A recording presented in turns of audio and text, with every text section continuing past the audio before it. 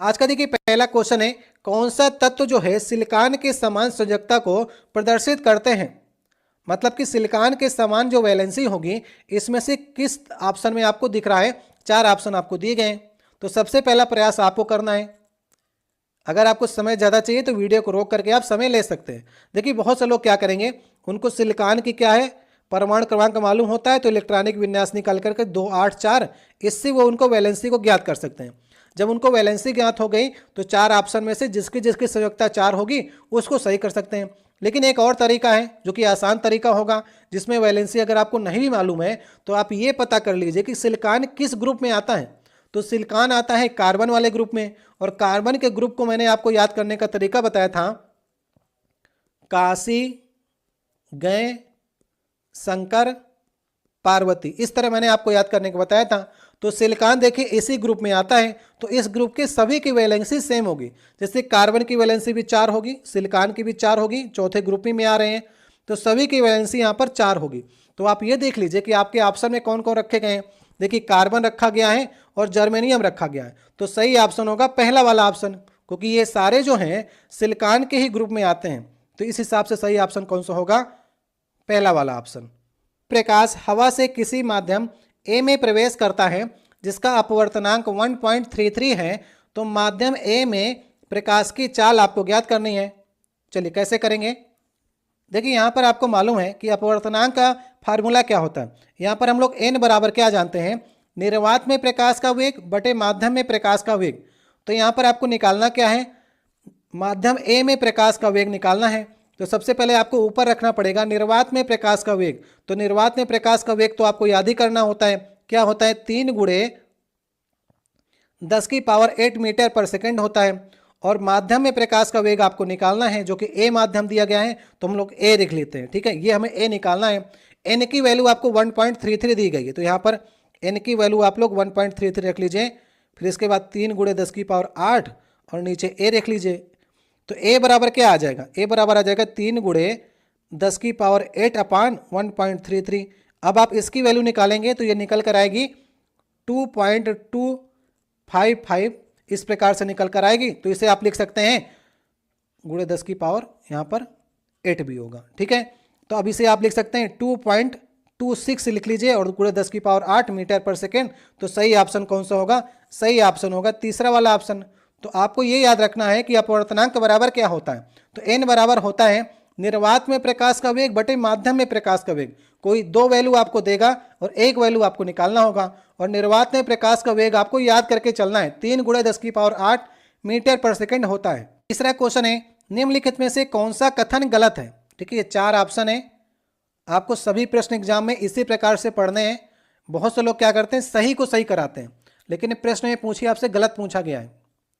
आपको मालूम है कि आपके शरीर में 46 गुणसूत्र होते हैं, जिसमें 23 के जोड़े में होते हैं, और 23 में भी 22 + x, अगर हम पुरुष की बात करेंगे तो 22 + y, इस प्रकार से जो लास्ट वाला जोड़ा होता है वो 6 क्रोमोसोम होता है। वो डिसाइड करता है कि मेल होगी या फीमेल होगी फर्टिलाइजेशन क्रिया के बाद।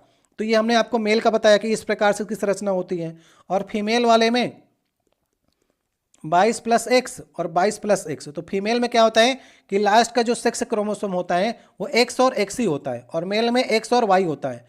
जब ये निषेचन क्रिया होती है तो अगर x और x क्रिया कर ली है तो x से फीमेल होती है, और अगर x और y क्रिया कर ली है तो यहाँ पर मेल उत्पन्न होता है। तो इस प्रकार से ये क्रिया होती है। वही चीज़ें आपसे पूछने का प्रयास कर रहा है।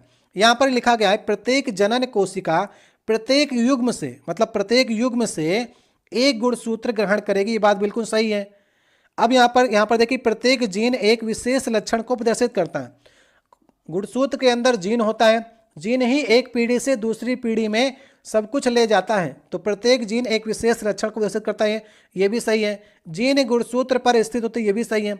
अब ये दूसरा कथन कह रहा है युग्मक निर्माण के समय 2 युग्म विकल्पी एक साथ आते हैं, ये बात बिल्कुल गलत है। ठीक है, 2 नहीं आते हैं, एक ही आता है। तो इसमें से गलत आपसे पूछा गया था, तो सही ऑप्शन होगा दूसरा वाला इन चारों ऑप्शन में से गलत है। चौथा क्वेश्चन है, द्विविस्थापन अपक्रिया के परिणाम स्वरूप क्या बनते हैं। इन तीनों में से आपको बताना है। ये 4 ऑप्शन नीचे आपको दिए गए हैं, अवक्षेप बनते हैं, गैस उत्सर्जित होती है, रंग बदल जाता है। तो अब इसमें से बताइए 3 कथनों में से कौन कौन से कथन सही हैं। डबल डिस्प्लेसमेंट रिएक्शन आपसे पूछा जा रहा है। सबसे पहले अगर आपको ना मालूम हुआ करें तो आप एग्जाम्पल ले लीजिए। जैसा कि अगर आपको द्विविस्थापन अपक्रिया के परिणाम नहीं मालूम है तो आप क्या करिए, इसमें ले लीजिए एक अम्ल और एक क्षार ले लीजिए। आप ले लीजिए HCl अम्ल हो गया, NaOH क्षार हो गया, इनकी क्रिया करा लीजिए। क्रिया कराएंगे इनकी तो NaCl बनेगा।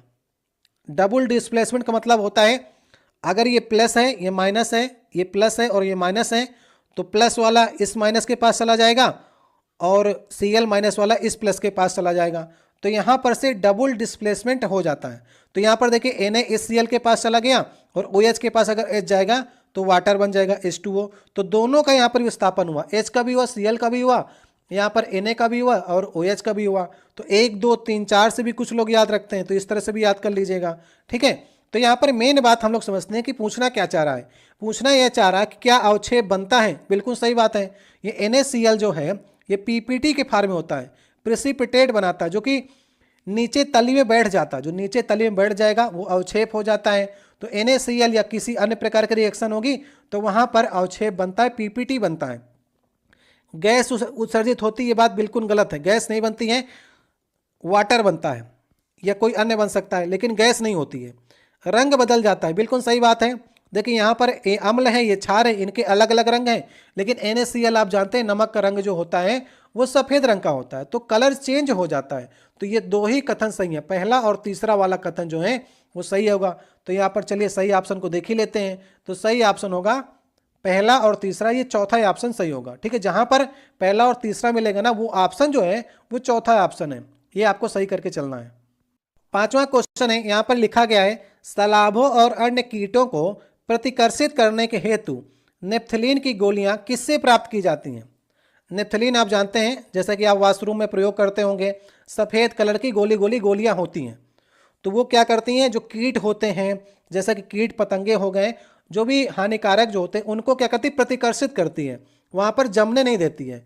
ठीक है, तो नेप्थलीन की गोलियां किससे बनती हैं आपसे पूछा जा रहा है। तो सही ऑप्शन होगा कोल तार से बनती हैं। ठीक है, तो नेप्थलीन की गोलियां किससे बनती हैं, कोल तार से। ये आपको याद ही करना पड़ेगा, और आपको जब भी नेप्थलीन गोलियां दिखें तो आप लोग ये याद रखिएगा कि ये कोल तार से बनाई गई गोलियां हैं। 6वां क्वेश्चन है, यहाँ पर देखिए आपसे पूछा जा रहा है कि एक विद्यार्थी ने एक रिबन लेता है, उसे ऑक्सीजन की उपस्थिति में जलाता है, जिससे यह मैग्नीशियम ऑक्साइड में बदल जाता है, तो यह प्रक्रिया क्या कहलाती है। ये NCERT के पहले चैप्टर का क्वेश्चन है, वहाँ पर देखिए पूछा गया है। तो जैसे कि यहाँ पर लिखा गया है कि मैग्नीशियम जो है Mg अगर O2 से क्रिया करता है तो आपको मालूम है कि MgO बनाता है। ठीक है, तो अब ये क्या कह रहा है कि मैग्नीशियम ऑक्साइड में बदल गया, तो मैग्नीशियम ने क्या ले लिया, ऑक्सीजन ले लिया। तो ऑक्सीजन लेने की प्रक्रिया जो होती है वो ऑक्सीकरण कहलाती है। तो सही ऑप्शन कौन सा होगा, सही ऑप्शन होगा इसका पहला वाला ऑप्शन। ठीक है, तो इस प्रकार से आपको याद करके चलना है। अगला क्वेश्चन देखिए हमारा है, निम्न तालिका में टूटी हुई प्लास्टिक की बाल्टी को आप कहाँ रखेंगे। ठीक है, ये 2 प्रकार से इस प्रकार से चक्रण बनाए गए हैं। पिछले बार रेलवे में ढेर सारे क्वेश्चन बहुत अच्छे स्तर के पूछे गए हैं। जैसे कि यहाँ पर रखा गया है कि रिसाइकिल पुनर्चक्रण और गैर पुनर्चक्रण मतलब नॉन रिसाइकिल। तो आप प्लास्टिक की बाल्टी को, जो टूटी हुई प्लास्टिक की बाल्टी, आप उसे कहाँ पर रखेंगे। गैर पुनर्चक्रण मतलब नॉन रिसाइकिल, तो आप प्लास्टिक की बाल्टी को, जो टूटी हुई प्लास्टिक की बाल्टी, आप उसे कहाँ पर रखेंगे। देखिए प्लास्टिक जो है वो कई मटेरियल से बनती हैं, तो कुछ ऐसे मटेरियल होते हैं जिसको हम लोग रिसाइकिल कर सकते हैं, और कुछ ऐसे मटेरियल होते हैं जिसको हम लोग रिसाइकिल नहीं कर सकते हैं। इसलिए ऑप्शन में दे रहा है कि AACB मतलब इसे पुनर्चक्रण में भी रख सकते हैं और नॉन रिसाइकिल में भी रख सकते हैं। दोनों में रखेंगे, वो मटेरियल पर निर्भर करेगा किस मटेरियल से निकले गए। लेकिन जो भी बाल्टी हैं इसे अगर हम रिसाइकिल करते हैं या फिर नॉन रिसाइकिल वाली हैं, इनका जो ढंग है दहन का वो क्या है, एक असुरक्षित ढंग है। अभी तक काफ़ी जटिल प्रक्रिया है और अभी इसके लगातार काम चल रहा है, तो हम लोग इसे श्रेणी में रखेंगे या तो B या तो D। ठीक है, जो कुछ बाल्टियाँ होंगी उसे हम लोग रिसाइकिल भी कर सकते हैं और कुछ जो हैं वो नॉन रिसाइकलेबल भी होती हैं। तो असुरक्षित ढंग से दहन योग्य में B और D वाला ऑप्शन जो होगा वो सही ऑप्शन होगा। तो कौन सा ऑप्शन सही करेंगे हम लोग, फोर्थ वाला ऑप्शन को हम लोग इसमें सही करेंगे। नेक्स्ट क्वेश्चन है, यहां पर देखिए, अवतल दर्पण द्वारा प्रकाश की परावर्तन के संबंध में सही गुणधर्मों का आपको चयन करना है। मतलब अवतल दर्पण में ये क्या कह रहा है कि प्रकाश का परावर्तन का नियम लगाने का प्रयास कर रहा है। सबसे पहले आप लोग अवतल दर्पण को बना लीजिए। इस प्रकार से हमने अवतल दर्पण को बना लिया। अब ये क्या कह रहा है, प्रकाश परावर्तन के नियमों का पालन नहीं करता है। दर्पण कोई भी हो, समतल दर्पण, अवतल दर्पण, उत्तल दर्पण, वे सारे परावर्तन के नियम का पालन करते हैं। तो इसमें पूछा गया है सही का हमको चयन करना है ना, तो ए वाला गलत हो गया। ठीक है, तो ये पालन नहीं करता पहले लिख दिया, क्योंकि पालन तो करता ही है। दूसरे ऑप्शन में ये लिखा गया है कि अवतल दर्पण के ध्रुव पर निर्देशित प्रकाश किरण, अगर ये पोल है यहाँ पर ओ लिख दें, अगर हम यहाँ पर प्रकाश डालते हैं तो ये लौट करके इस दिशा में आ जाएगा। जिस एंगल से डालेंगे उसी एंगल से इधर निकलेगा। I बराबर R होता है। ठीक है, तो यहाँ पर क्या कह रहा है, अवतल दर्पण के ध्रुव पर निर्देशित प्रकाश किरण विपरीत दिशा में आपतन पथ को पुनः अनुरेखण रिएक्ट करती है। विपरीत दिशा नहीं है, देखिए एक दिशा तो ये है और एक दिशा ये है। दर्पण की बात करेंगे तो विपरीत दिशा इधर वाली होगी, तो इधर नहीं जाता है। जब हम ध्रुव पर डालेंगे तो उसी दिशा में लौटेगा। तो इसलिए ए और दो दोनों गलत हैं। तो सही ऑप्शन कौन सा होगा, सही ऑप्शन होगा यहाँ पर दूसरा वाला ऑप्शन। समझ गए आप लोग, तो दूसरा वाला ऑप्शन, इसके दोनों ही ऑप्शन जो हैं वो गलत लिखे गए हैं।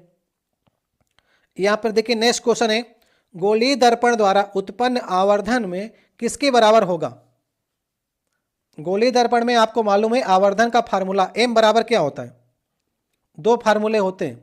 एक तो होता है प्रतिबिंब की ऊंचाई बटे वस्तु की ऊंचाई, जो कि पहले ऑप्शन में लिख दिया गया है, तो पहला ऑप्शन सही हो जाएगा। एक और होता है, ऊपर प्रतिबिंब को रखना है, नीचे आपको वस्तु की ऊंचाई को रखना है। या तो आप ये लिख सकते हैं v बटे u, इस प्रकार सही हो गया पहला ऑप्शन। और अगर ये नहीं देता तो इसकी जगह में ये देता प्रतिबिंब से दूरी बटे वस्तु से दूरी। ठीक है, अभी तो ऊंचाई में सब कुछ दिया है, किसी प्रश्न पत्र में ये भी दे सकता था प्रतिबिंब से दूरी बटे वस्तु दूरी, ये भी आवर्धन का ही फार्मूला होता है। तो अभी ऊंचाई से पूछा गया था, तो ऊपर आप लोग को ऊंचाई रखना है। तो सही ऑप्शन कौन सा हो जाएगा, सही ऑप्शन हो जाएगा पहला वाला ऑप्शन। नेक्स्ट क्वेश्चन है, इसमें से कौन सा विलयन पीएच पेपर को नीला कर देगा। ठीक है, मतलब लिटमस पेपर को नीला कर देगा। मैंने आपको लिटमस पेपर के लिए बताया था कि कैसे आपको याद करना है। बीबी मैंने आपको बताया था, बेस जो है वो लिटमस पेपर को ब्लू कर देता है। बी से बेस हो गया और बी से ब्लू होता है। तो बेस जो है लिटमस पेपर को नीला करेगा। तो बेस इसमें से आप लोग छांट लीजिए। देखिए सोडियम हाइड्रोक्साइड NaOH जो होता है यही बेस है और यही नीला करेगा। सही ऑप्शन होगा। नींबू का रस तो एसिडिक होता है ना, जठा रस भी एसिडिक होता है, HCl भी एसिडिक होता है। तो क्षार का ही आपको चयन करना था, क्षार आपने बेस का चयन कर लिया। सही ऑप्शन हमारा पहला हो जाएगा। ठीक है, आपको समझ करके सारे क्वेश्चन करने हैं, अधिकतर क्वेश्चन को आप बना ले जाएंगे। अब यहां पर आपसे पूछा जा रहा है, विरामावस्था में एक मनुष्य 1 मिनट में औसतन कितनी बार सांस लेता है और छोड़ता है। ये आंकड़ा हर जगह समान होगा। 1 मिनट में औसतन, ये विरामावस्था में इसलिए पूछ रहा है कि अगर आप दौड़ रहे होंगे, भाग रहे होंगे, एथलीट हैं, तो आपकी सांस लेने की क्षमता ज़्यादा हो जाती है, क्योंकि ज़्यादा आपको ऑक्सीजन चाहिए होती है। तो हमेशा याद रखिएगा कौन सा ऑप्शन सही होगा इसमें से, 15 से 18 बार। सी ऑप्शन सही ऑप्शन होगा। ठीक है, देख लेते हैं ऑप्शन हम लोग। 15 से 18 बार सही ऑप्शन होगा। अगर हम दौड़ेंगे तो ये 18 से क्या 40 बार भी जा सकता है, इसलिए इसने विरामावस्था यहाँ पर लगा दिया है। चलिए कमेंट बॉक्स में आप लोग ये लिखिएगा कि सामान्य अवस्था में हार्ट बीट मनुष्य की कितनी होती है। कमेंट बॉक्स में आपको लिखना है कि हृदय की धड़कन 1 मिनट में सामान्य मनुष्य की कितनी होती है, क्योंकि बच्चों में ज़्यादा होती है। तो बच्चों को आप लोग कमेंट बॉक्स में बता सकते हैं अगर आपको आता हो, नहीं तो आप लोग नॉर्मल मनुष्य का बताइएगा। ठीक है, बच्चों में ज़्यादा होती है और एक वयस्क मनुष्य में बराबर होती है, वो आपको कमेंट बॉक्स में बताना है। पूछा जा रहा है 12 वोल्ट की एक बैटरी द्वारा इससे जुड़े एक लैंप को 3 एम्पियर की धारा की पूर्ति की जाती है। तो लैंप में 15 मिनट में आपूर्ति की गई ऊर्जा कितनी होगी, ये आपको बताना है। समझने का प्रयास करिए। इसमें आप कौन से फार्मूले लगाएंगे, जो भी फार्मूले आपको यहाँ पर बताए जाएं, आप लोग एक कॉपी नोट्स बना लीजिए, उसमें फार्मूलों को नोट करते चलिए। ज़्यादातर आप देखेंगे रेलवे के एग्जाम में वही फार्मूले बार बार रिपीट होते हैं। अब यहाँ पर देखिए दिया क्या गया है, आपको दिया गया है आई दिया गया है, आई बराबर 3 एम्पियर। इसके बाद वोल्टेज दिया गया है 12 वोल्ट का, और समय आपको दिया गया है 15 मिनट का। ठीक है, हम लोग देखते हैं कि इसमें ऊर्जा या एनर्जी का फार्मूला क्या होता है। एनर्जी का फार्मूला होता है वी आई टी। अब वी आपको दिया गया 12, आई आपको दिया गया है 3, समय दिया गया मिनट में, इसको चेंज कर लेंगे सेकंड में, तो 60 से मल्टीप्लाई कर देंगे। 12 3 36 और 15 छक्का 90। इस प्रकार से और मल्टीप्लाई करेंगे तो ये बनकर आ जाएगा 9 चौको 36, 9 छक्का 54 और 5 आ गया, 9 त्रिक 27, 27 4 31 1 32। तो यहाँ पर 32,400 जो आएगा वो जूल इसकी एनर्जी निकल कर आ जाएगी। सही ऑप्शन हो जाएगा हमारा पहला वाला ऑप्शन। तो आप लोग फार्मूला याद कर लेंगे, एनर्जी का फार्मूला या ऊर्जा का फार्मूला, तो VIT याद कर लीजिएगा। इससे जो भी दिया होगा कोई एक चीज़ गायब कर देगा तो उसी को आपको यहाँ पर से निकाल सकते हैं। नेक्स्ट क्वेश्चन देखिए, यहाँ पर पूछा जा रहा है आधुनिक आवर्त सारणी में एक्स का इलेक्ट्रॉनिक विन्यास आपको दिया गया है, तो एक्स कहाँ पर स्थित होगा। अब आप लोग ये बात याद रखिए कि एक्स यहाँ पर दे दिया गया, तो एक्स तत्व का नाम आपको जानने की आवश्यकता नहीं है। उसने इलेक्ट्रॉनिक विन्यास में आखिरी वाले का अगर आप देखेंगे, आखिरी वाले कक्ष में 8 हैं, मतलब कि ये पूर्ण हो गया। अगर पूर्ण हो गया है तो अक्रिय गैस होगा, और अक्रिय गैस होगा तो 18वें समूह में जाएगा। सही ऑप्शन होगा तीसरा वाला। तो चलिए बात भी कर लेते हैं कि तत्व है कौन सा। इसमें अगर आप इलेक्ट्रॉनिक विन्यास करके दे दिया तो जोड़ लीजिए, 8 2 10 7 18। 18 की बात करेंगे तो आर्गन है, ये आर्गन का 18 होता है। और आर्गन आपको मालूम है कि अक्रिय गैसों में आता है। अक्रिय गैसों में कौन कौन आती है, हीलियम, नियान, आर्गन, क्रिप्टान, जिनान, रेडान। इस प्रकार से ये सभी जो है वो आपकी अक्रिय गैसों में आती हैं। और इनके आखिरी कक्षक में 8 जरूर होंगे, क्योंकि इसकी वैलेंसी जो होती है 0 होती है, या कहीं कहीं पर 8 भी लिख देगा। तो अक्रिय हैं, किसी से क्रिया नहीं करती हैं, इनका जो कक्ष है वो पूर्ण हो चुका है, इसलिए 18 समूह में रखेंगे इन्हें। 14 नंबर क्वेश्चन है, यहाँ पर देखिए एक आपको रासायनिक अपक्रिया दी गई है, उसमें आपको एक्स वाई जेड के मान निकालने हैं। और एक्स वाई जेड कहाँ पर लिखा गया है, एक्स वाई जेड, ये मान आपको निकालने हैं। सीधे से देखिए यहाँ पर आपको इधर और उधर दोनों तरफ लेफ्ट हैंड और राइट हैंड में वैलेंस करनी है रिएक्शन को। चलिए लिख लेते हैं यहाँ पर ताकि समझाने में आपको आसानी हो। यहाँ पर Fe लिख लेते हैं, फिर H2O लिख लीजिए, इस प्रकार से लिख लेते हैं। ठीक है, अब यहाँ पर आप लोग ये देखिए कि यहाँ पर देखिए Fe जो है यहाँ पर 3 है। अगर वैलेंस करनी है इधर भी तो यहाँ पर आपको 3 लिखना पड़ेगा। तो एक्स की वैल्यू तो आपने 3 निकाली, तो ऑप्शन सही करना हो आप तो यहाँ पर से आप सही करके भाग सकते हैं, लेकिन समझने का प्रयास करिएगा और भी। अब आपने इसको तो बैलेंस कर लिया Fe को, अब आपको इसमें छेड़खानी नहीं करनी है। ठीक है, क्योंकि Fe बैलेंस हो गया तो इधर भी इसमें छेड़खानी नहीं करनी। इसमें जो भी चेंज कर सकते हैं आप वो किस में करेंगे, H2O में और H2 में। अब देखिए ऑक्सीजन यहाँ पर 4 है ना, तो ऑक्सीजन यहाँ पर 1 है, तो 4 से मल्टीप्लाई कर दीजिए, तो यहाँ पर 8 हो गई हाइड्रोजन और 4 हो जाए ऑक्सीजन। तो ऑक्सीजन तो हो गई, लेकिन हाइड्रोजन अभी आपकी बाकी है। 8 हो गई ना, तो यहाँ पर 4 से मल्टीप्लाई कर देंगे, तो 4 दूना 8। तो यहाँ पर x की वैल्यू आ गई 3। इस रिएक्शन से तुलना करेंगे तो x की वैल्यू 3, y की वैल्यू आ गई 4 और z की वैल्यू यहाँ पर लिखी गई है तो 4। तो 3 4 4 वाला ऑप्शन सही ऑप्शन होगा। मैंने आपको बताया कि आप 3 वाले ऑप्शन को सही करके आगे जा सकते थे एग्जाम में। अगर आपको मालूम है कि यही ऑप्शन में 3 दिया गया पहले में तो आप जा सकते थे। ठीक है, तो इस प्रकार से आपको समझ के भी चलना है। अब देखिए नेक्स्ट क्वेश्चन है, यहाँ पर आपको कुछ प्रतिरोध दिए गए हैं, जैसे कि 0.2 ओम, 0.4 ओम, 0.6 ओम, 0.8 ओम, जो कि लिखा गया कि श्रेणी क्रम में है। और लिखा गया है कि 20 वोल्ट वोल्टेज स्रोत के साथ संयोजित है। तो विद्युत पथ में शक्ति आपको बतानी है, पावर आपको बतानी है। देखिए पावर का फार्मूला क्या होता है, P बराबर होता है V²/R। तो सबसे पहले आपको क्या करना है, R निकालना है। ये सारे प्रतिरोध जो हैं श्रेणी क्रम में हैं, तो इन्हें जोड़ लीजिए। इन्हें जोड़ने के आसान से ट्रिक है कि 0.2, 0.4, 0.6, 0.8 को जोड़ेंगे तो ये बनेगा 2 ओम बन जाएगा। तो R की वैल्यू तो हमको मिल गई 2 ओम, शक्ति हमें निकालना है, तो P बराबर आ जाएगा वी स्क्वायर मतलब 20 वोल्ट है ना, इसका स्क्वायर कर दीजिए तो 400, और आर अभी आपने निकाला है 2, तो 400/2 करेंगे तो 200 वाट जो आ जाएगी वो सही आ जाएगा। तो सही ऑप्शन कौन सा होगा? शक्ति हमेशा वाट में होती है, तो पहला वाला ऑप्शन जो हो जाएगा वो सही ऑप्शन हो जाएगा। ठीक है, तो अगर श्रेणी क्रम में लिखा गया है तो डायरेक्ट आप लोग जोड़ लीजिएगा। यहीं पर अगर समांतर में करता तो 1/2 + 1/4 + 1/6 + 1/8 भी आपको करना पड़ेगा किसी अन्य सेट में अगर देगा तो। ठीक है, लेकिन यहाँ पर श्रेणी क्रम में लिखा गया है तो डायरेक्ट आप इन्हें जोड़ सकते हैं। ये मैंने आपको बता दिया है कि ऐसे आपको सवाल को पहचानना है।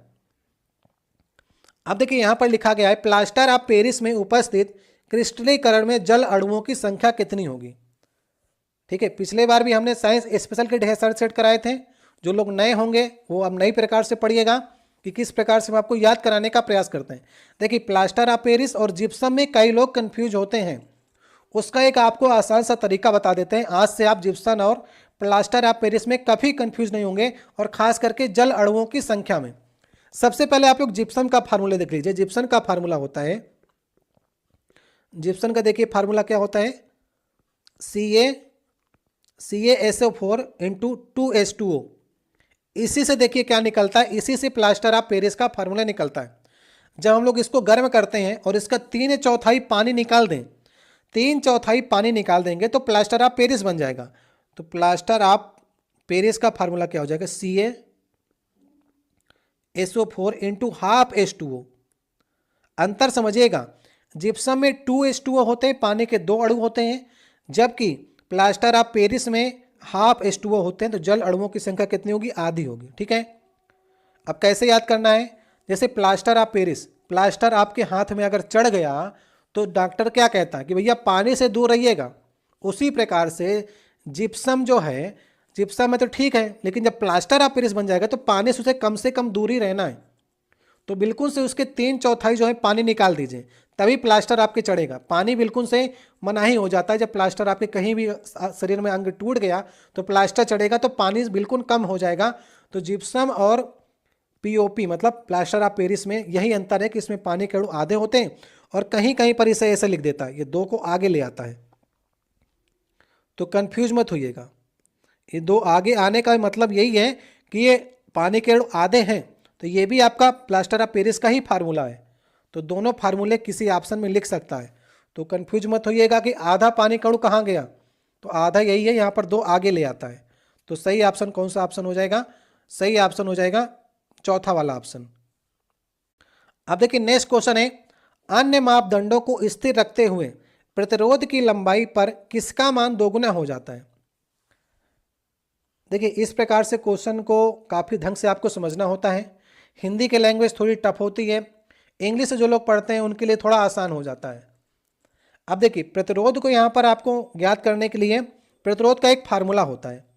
R बराबर क्या होता है, ρL/A होता है, जहाँ पर R जो है प्रतिरोध होता है और L जो होता है चालक की लंबाई होती है, और A जो होता है अनुकृष्ट काट का क्षेत्रफल होता है। तो आपसे पूछ रहा है प्रतिरोध की लंबाई क्या करने पर उसका मान दुगना हो जाएगा। सीधी सीधी बात है, प्रतिरोध जो है डायरेक्ट डिपेंड कर रहा है किस पर, लंबाई पर। अगर लंबाई को दुगना करेंगे तो उसका मान जो है दुगना हो जाएगा। तो सही ऑप्शन होगा 2 गुना। जितना वो कह रहा है ना, मान दुगना हो जा रहा है, प्रतिरोध की लंबाई 2 गुना करने पर प्रतिरोध भी 2 गुना हो जाएगा। अगर लंबाई 2 गुना करेंगे तो प्रतिरोध भी 2 गुना हो जाएगा, क्योंकि डायरेक्टली प्रोपोर्शनल है, अनुक्रमानुपाती है फार्मूले में। तो सही ऑप्शन कौन सा ऑप्शन होगा, सही ऑप्शन होगा चौथा वाला ऑप्शन। 2 गुना करेंगे तो 2 गुना हो जाएगी। नेक्स्ट क्वेश्चन यहाँ पर देखिए लिखा गया है, निम्नलिखित में से कौन सा मानव शरीर के संचालन के लिए मुख्यतः उपयोगी है। यहाँ पर एक बात आप लोग ध्यान रखिएगा, साफ साफ लिखा गया मुख्यतः।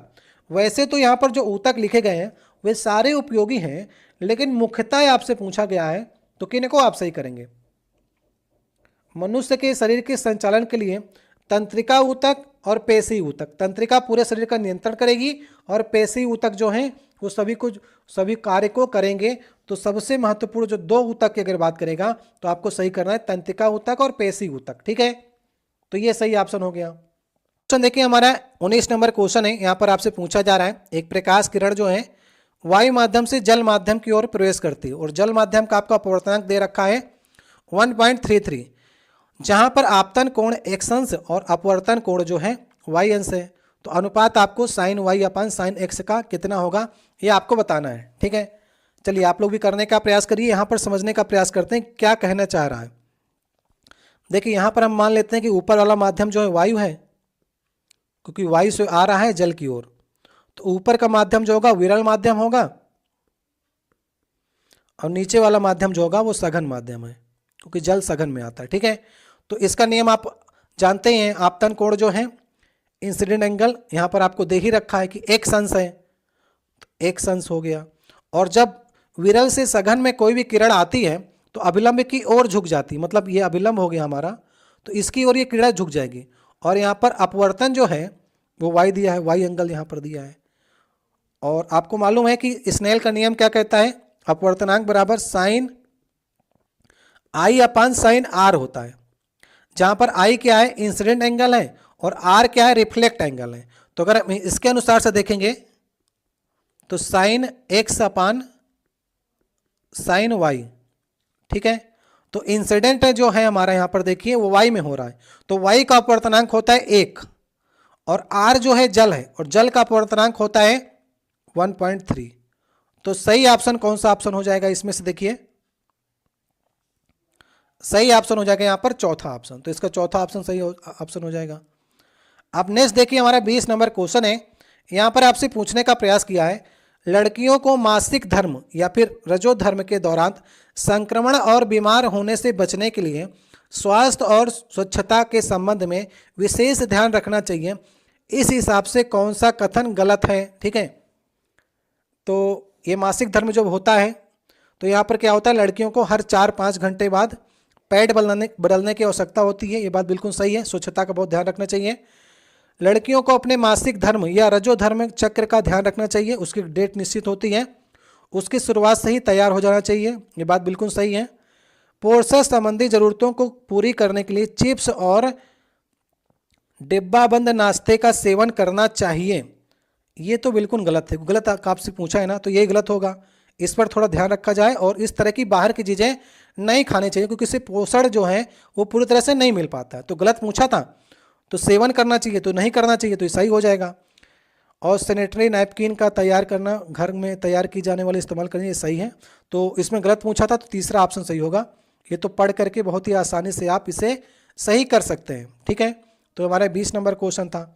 नेक्स्ट क्वेश्चन है यहाँ पर, कुंडली की गति की दिशा चुंबकीय क्षेत्र के समकोण होने पर प्रेरित धारा कैसी होगी। अब इस चैप्टर से काफ़ी क्वेश्चन पूछे गए, खासकर कुंडली से और आपका फ्लेमिंग के दाएं हाथ का नियम, बाएं हाथ का नियम, इससे कई क्वेश्चन आए हैं। तो जहां पर जितनी आवश्यकता है उसे आप लोग समझने का प्रयास करिएगा। इसमें देखिए कुंडली से 2 ही क्वेश्चन पूछे जाएंगे, एक आपसे पूछेगा चुंबकीय क्षेत्र के समकोण होने पर और एक आपसे पूछेगा समांतर होने पर। 2 क्वेश्चन बनेंगे, इनको याद कर लीजिए। अगर पूरी तरह से पढ़ना है तो बहुत से लोग पूरा चैप्टर पढ़ाते हैं, तो उनको आप लोग यूट्यूब में पढ़ लीजिएगा। यहाँ पर यह होगा कि जब प्रेरित धारा जो होगी समकोण होने पर अधिकतम होती है, सही ऑप्शन होगा सी ऑप्शन। ठीक है, अगर आपसे समांतर कहेगा तो वहां पर न्यूनतम होगी प्रेरित धारा।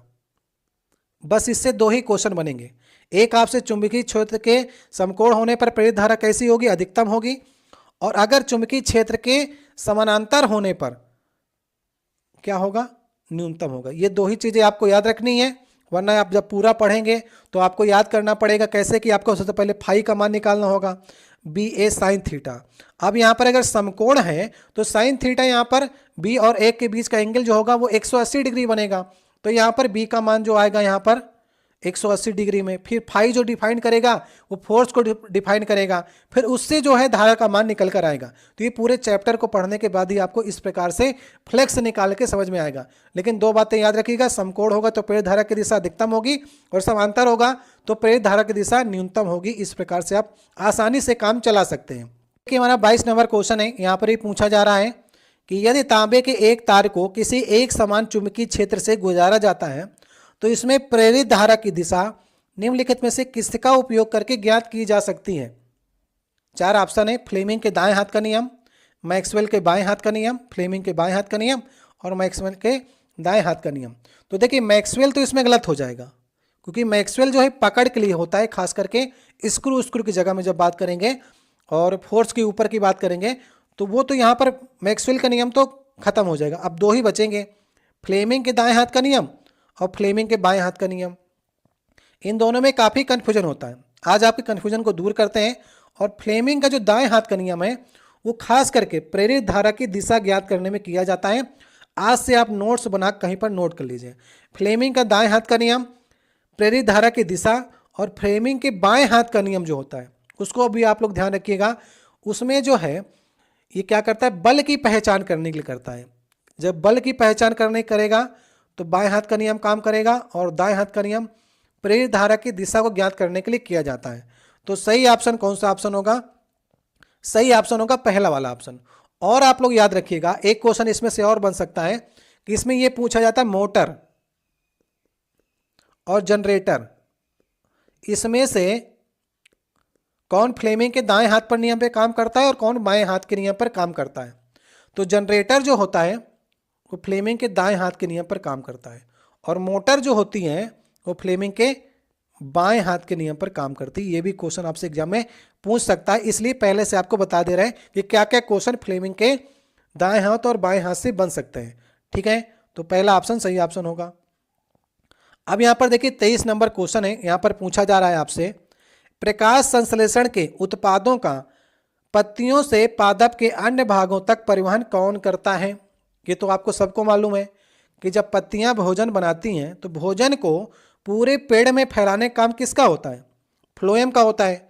एफ से क्या होता है? यहाँ पर पी लिख दिया गया है, लेकिन अगर आपको याद करना है फ्लोएम जो है वो फूड पहुंचाने का काम करेगा। और जाइलम आपको याद रखना, जा से जाइलम है तो जा से जल पहुंचाने का काम करेगा जाइलम। जाइलम जो तक होता है वो जड़ से नीचे से पानी पहुंचाने का काम करता है।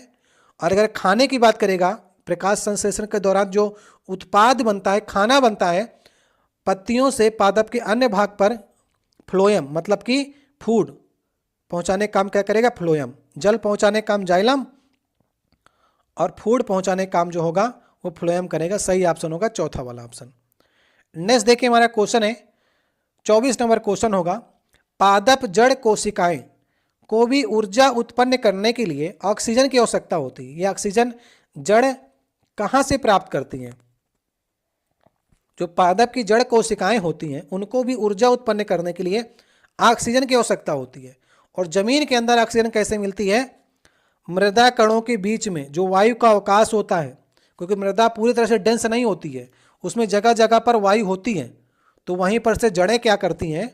वायु ग्रहण करती हैं या फिर O2 ग्रहण करती हैं। तो सही ऑप्शन कौन सा होगा? सही ऑप्शन होगा यहाँ पर दूसरा वाला ऑप्शन। समझ गए आप लोग? तो दूसरा ऑप्शन सही ऑप्शन होगा। अब नेक्स्ट क्वेश्चन पूछा जा रहा है इसमें से कौन सा तत्व प्रकृति में द्विपरमाणुक अणु के रूप में मौजूद नहीं है।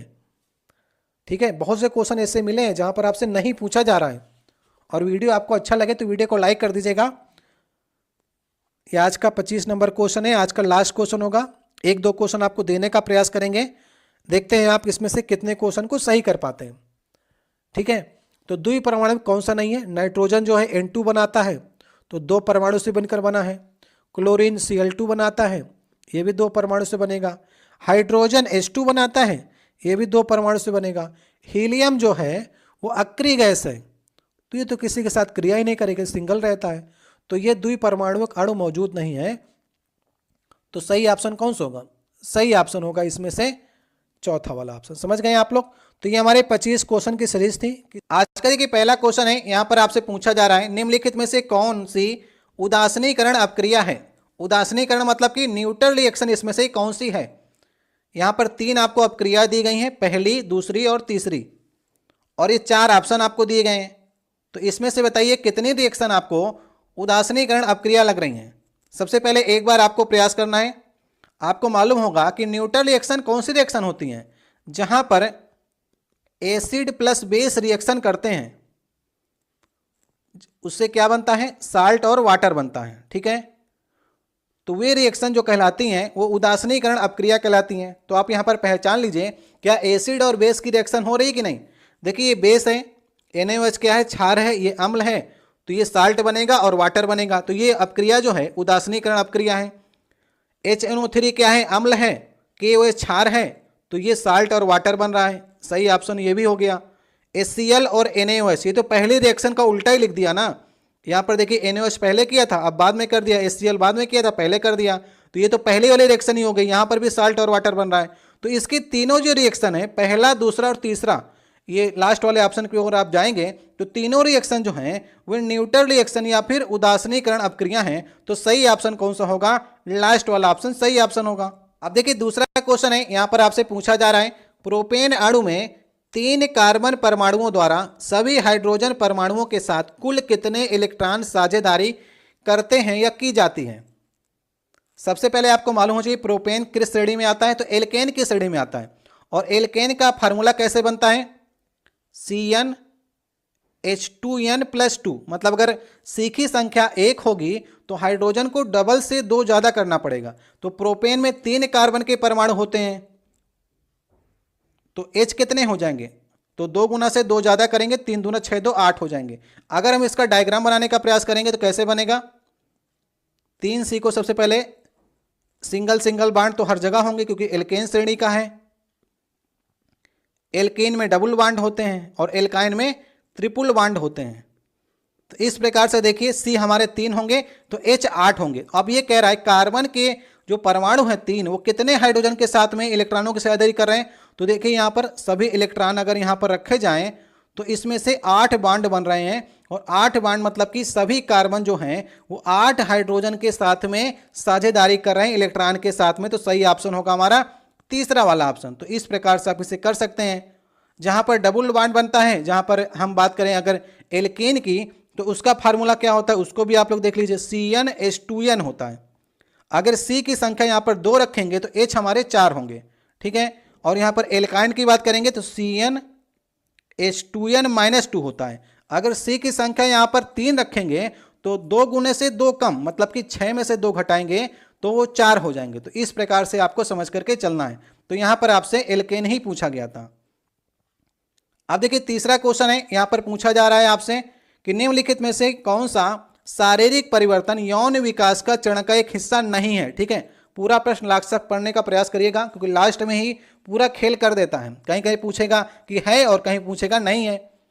तो जब यौन विकास होता है तो काफ़ी चेंजमेंट आते हैं, लड़कियों और लड़कों दोनों में अलग अलग आते हैं। जैसे लड़कों में क्या होता है कि आवाज़ चेंज हो जाती है, आवाज़ थोड़ी भारी हो जाती है, और दाढ़ी मूछें तो निकल ही आती हैं, वो तो स्वाभाविक सी बात है। इसी प्रकार से पूछ रहा है आपसे कौन सा हिस्सा नहीं है। तो आवाज़ का बदलना ये हिस्सा है, मुहासे आना ये भी हिस्सा है, मासिक धर्म स्टार्ट हो जाता ये भी हिस्सा है। मोटापा जो है ये यौन विकास में नहीं आता। ये तो एक प्रकार का अगर आपके जीन में आ गया है तो आप भी अब मोटे हो सकते हैं, या तो आप फैट ज़्यादा खा रहे हैं तो उससे मोटे हो सकते हैं, लेकिन ये यौन विकास का एक चरण नहीं है कि आप मोटे हो जाएं। बहुत से लोग तो जीवन भर पतले रहते हैं, तो इसका मतलब क्या, उनका यौन विकास आया नहीं? तो ऐसा नहीं है, लास्ट वाला ऑप्शन सही होगा। मोटापा जो है यौन विकास का एक चरण नहीं है। अगला देखिए हमारा चौथा क्वेश्चन है, यहां पर आपसे पूछा जा रहा है किसी उत्तल दर्पण के मुख्य अक्ष के अनुदिश आपतित प्रकाश किरण के लिए आपतन कोण क्या होगा। सबसे पहले हम लोग उत्तल दर्पण को बना लेते हैं। उत्तल दर्पण इस प्रकार से होता है, इधर कलाई पोत दीजिए, ये हमारा मुख्य अक्ष हो गया। अब क्या कह रहा है, मुख्य अक्ष के अनुदिश से अगर हम आपतित किरण को डालेंगे, मतलब ऐसे किरण को डालेंगे तो वो वापस लौट करके तो ऐसे ही आ जाएगी। तो कह रहा है आपतन कोण क्या होगा। आपतन कोण तो जैसे हम डाल रहे हैं तो ये 0 डिग्री पर डाल रहे हैं, तो सही ऑप्शन होगा 0 डिग्री, ठीक है। चौथा वाला ऑप्शन इसका सही ऑप्शन होगा। अब देखिए हमारे यहां पर पांचवा क्वेश्चन है, एक उत्तल लेंस एक वास्तविक उल्टा और छोटा प्रतिबिंब निर्मित करता है तो वस्तु की स्थिति कैसी होगी। इसमें आपको उत्तल लेंस देखना पड़ेगा। अभी दर्पण की बात हो रही थी, अब लेंस की बात करनी है। दर्पण में क्या होता है, एक तरफ कलई पुती होती है, लेकिन लेंस में लेंस दोनों तरफ से गोला होता है। तो इसे समझने के लिए हम लोग चित्र की ओर चलते हैं। ये पूछ क्या रहा है आपसे, वास्तविक उल्टा और छोटा प्रतिबिंब की बात कर रहा है। यहां पर अगर आप इस उत्तल दर्पण की ओर चलेंगे और वास्तविक छोटा और उल्टा प्रतिबिंब की बात करेंगे तो हमको रखना पड़ेगा, ये देखिए हमारा उत्तल दर्पण है, ये फोकस हो गया, और ये 2f मतलब कि ये दूरी अगर x है तो ये दूरी यहां पर से टोटल दूरी 2x हो जाएगी, ठीक है। डबल होता है फोकस का, इससे हम लोग वक्रता केंद्र भी कहते हैं, तो सी से भी लिख सकते हैं। तो वक्रता केंद्र से अगर हम दूर रखेंगे या फिर 2f से परे रखेंगे तो ये संरचना देखिए, एक किरण जाएगी यहाँ पर फोकस से होते हुए और दूसरी जा रही है यहाँ पर से पोल से होते हुए, तो यहाँ पर f और 2f जो इस साइड का है, दाहिनी साइड का, वहाँ पर जाकर प्रतिबिंब बनेगा। और कैसा बनेगा ये पूछ रहा है, वास्तविक, क्योंकि अगर इसी साइड बन जाता तो वो आभासी हो जाता, उस साइड बन रहा है तो ये वास्तविक बनेगा, ठीक है, और छोटा बनेगा। अगर हम 2f के पास ले आ जाएंगे तो वो तो बिल्कुल समान बन जाएगा। जब तक 2f के पीछे रखेंगे वस्तु को, ये 2f है ना, इसके पीछे रखेंगे तब तक हमारे जो प्रतिबिंब है वो छोटा ही बनेगा। और उल्टा बन रहा है, यहाँ पर हमने सीधी वस्तु रखी थी, अब जाकर इसका प्रतिबिंब जो है उल्टा बन रहा है। तो हम सबसे पहले ऑप्शन को देख लेते हैं। यहाँ पर देखिए ऑप्शन में लिखा गया है 2f से परे, तो हमको वस्तु को जो है 2f से दूर रखना होगा, परे रखना होगा, तो लास्ट वाला ऑप्शन सही ऑप्शन होगा। अनंत भी यहाँ पर हो सकता है, क्योंकि अनंत में भी क्या होता है, वास्तविक उल्टा और बहुत छोटा बनता है जिसे आप देख नहीं सकते हैं, तो अनंत इसलिए सही नहीं होगा। बाकियों में तो गलत ही हो जाएंगे क्योंकि उसमें फिर धीरे धीरे बड़ा बनना स्टार्ट हो जाएगा। तो इस प्रकार से चौथा वाला विकल्प जो होगा वो सही होगा। चित्र जो है मेन ये चित्र है। अगर आप उत्तल लेंस के सारे डायग्राम को देखना चाहते हैं, ये देखिए अनंत पर डाल रहे हैं किरण, तो ये फोकस से बनता है जाकर के। अगर हम ये वाला आपसे पूछा गया था, अगर 2f से परे रखते हैं तो ये जाकर f और 2f पर बनेगा जाकर के। इसके बाद यहाँ पर देखिए अब क्या कह रहा है, 2f पर अगर हम इसे रखते हैं वस्तु को, तो दूसरी तरफ समान आकृति का, मतलब उसी के आकार का 2f पर बनेगा जाकर, लेकिन उल्टा बनेगा, वास्तविक बनेगा। अगर अब नेक्स्ट चित्र में अगर हम 2f और f के मध्य में रखते हैं तो और बड़ा बनेगा जाकर के। यहाँ पर देखिए इसकी संरचना से काफी बड़ा हो गया। अगली कंडीशन देखिए, यहाँ पर अगर आप रखेंगे, अगर हम इसे f पर ला के रखते हैं तो अब ये जाकर के अनंत में बन रहा है जाकर के, ठीक है। अब नेक्स्ट में अगर हम f के अंदर ले आए, फोकस के अंदर ले आ जाएंगे, तब ये आभासी बनेगा। आभासी जो बनता है वो इसी तरफ बनेगा, तो आभासी बनेगा। तो इस प्रकार से आप लोग समझ सकते हैं, और बाकी ब्यौरे इस प्रकार से आपको लिखे ही मिलेंगे। तो यहाँ पर से भी अगर आपको पढ़ना हो, याद करना हो, तो इस प्रकार से पढ़ सकते हैं आप। अनंत पर है, अनंत पर अगर हम वस्तु को रखेंगे तो फोकस से बनेगा, अत्यधिक छोटा बिंदु आकार का। इस प्रकार से पूरी चीजें लिखी गई हैं। जैसे जैसे प्रश्न आएंगे वहां पर आपको हम बताने का प्रयास करेंगे। अब देखिए नेक्स्ट क्वेश्चन है, यहाँ पर आपसे पूछा जा रहा है, वायु में संचरित एक प्रकाश किरण एक कांच की पट्टी में प्रवेश करती है, तो इनमें से कौन सा कथन सही है। देखिए मेन आपको क्या, प्रकाश का चैप्टर तो अच्छे से पढ़ के चलना ही है। और अब की बार जो है अगर हम देखें कि रेलवे एनटीपीसी और का जो एग्जाम संपन्न हुआ है, वहाँ पर विद्युत से काफ़ी क्वेश्चन पूछे गए, क्योंकि पिछला जो 2018 और 19 का एग्जाम हुआ था एनटीपीसी और ग्रुप डी का, तो वहाँ पर विद्युत चैप्टर से ज़्यादा सवाल नहीं पूछे गए थे। लेकिन अब की बार जो नया वाला 2022 में आपका एग्जाम संपन्न हुआ है, उसमें प्रकाश के बढ़िया क्वेश्चन पूछे जा रहे हैं, और विद्युत में खास करके कुंडली से क्वेश्चन आ रहे हैं, फैराडे के नियम से क्वेश्चन पूछे गए हैं, लेंज के नियम से क्वेश्चन पूछे गए हैं, और वहाँ पर बात करेंगे मैक्सवेल के सिद्धांत से क्वेश्चन आ रहे हैं। तो बहुत डीप पूछने का प्रयास किया है। अब इसे आप लोग समझने का प्रयास करिए, क्या कह रहा है, प्रकाश किरण एक कांच की पट्टी में प्रवेश करती है, तो कौन सा कथन सही होगा। तो हम लोग कथन को पढ़ते हैं, आपतन कोण अपवर्तन कोण से अधिक होता है, ठीक है, और आपतन कोण निर्गत कोण के बराबर होता है। निर्गत किरण आपतित किरण के समांतर होती है, ये आपको बताना है। इसमें से कौन सा ऑप्शन सही होगा, तो ऑप्शन को देख लीजिए, इसमें से कौन सा सही होगा। इसमें जो तीनों ऑप्शन हैं वो सही होंगे। यहाँ पर क्या कह रहा है, आपतन कोण अपवर्तन कोण से अधिक होता है। अभी आपको चित्र दिखाते हैं, वहां पर से आपको समझाने का प्रयास करेंगे। और क्या कह रहा है, आपतन कोण निर्गत कोण के बराबर होता है, और निर्गत किरण आपतित किरण के समांतर होती है। तो चलिए डायग्राम के ऊपर हम लोग चलते हैं। पर आप लोग देख लीजिए, यहाँ पर आपको इसमें निर्गत कोण के बारे में काफ़ी जानकारी मिलेंगी, जैसे क्वेश्चन में पूछा जा रहा है, उन सब के बारे में डिस्कस करते हैं। यहाँ पर देखिए सबसे पहले चित्र को समझ लीजिए। ये वायु यहाँ पर लिखा गया है, ये माध्यम पहले ऊपर वाला वायु है, इसके नीचे कांच आ गया है, फिर नीचे फिर वायु में किरण ये निकल जा रही है। ये आपतित किरण ऊपर से डाली जा रही है, ये अभिलंब है हमारा, ये हमारा इंसिडेंट रे है, मतलब इंसिडेंट एंगल जो बनेगा वो आई है। रिफ्लेक्ट रे जो है वो इस प्रकार से गई है, और रिफ्लेक्ट एंगल आर से डिनोट किया गया है। फिर इसके बाद कांच से जब बाहर निकल जाएगी तो ये अभिलंब है, तो अभिलंब से दूर हट जा रही है, और ये निर्गत किरण हो जा रही है। मतलब पहले आपतित किरण है, और जब कांच से बाहर निकल गई तो निर्गत किरण हो गई, और ये एंगल जो बन गया वो बन गया निर्गत कोण बन गया। समझ गए आप। अब आपको और समझाते हैं।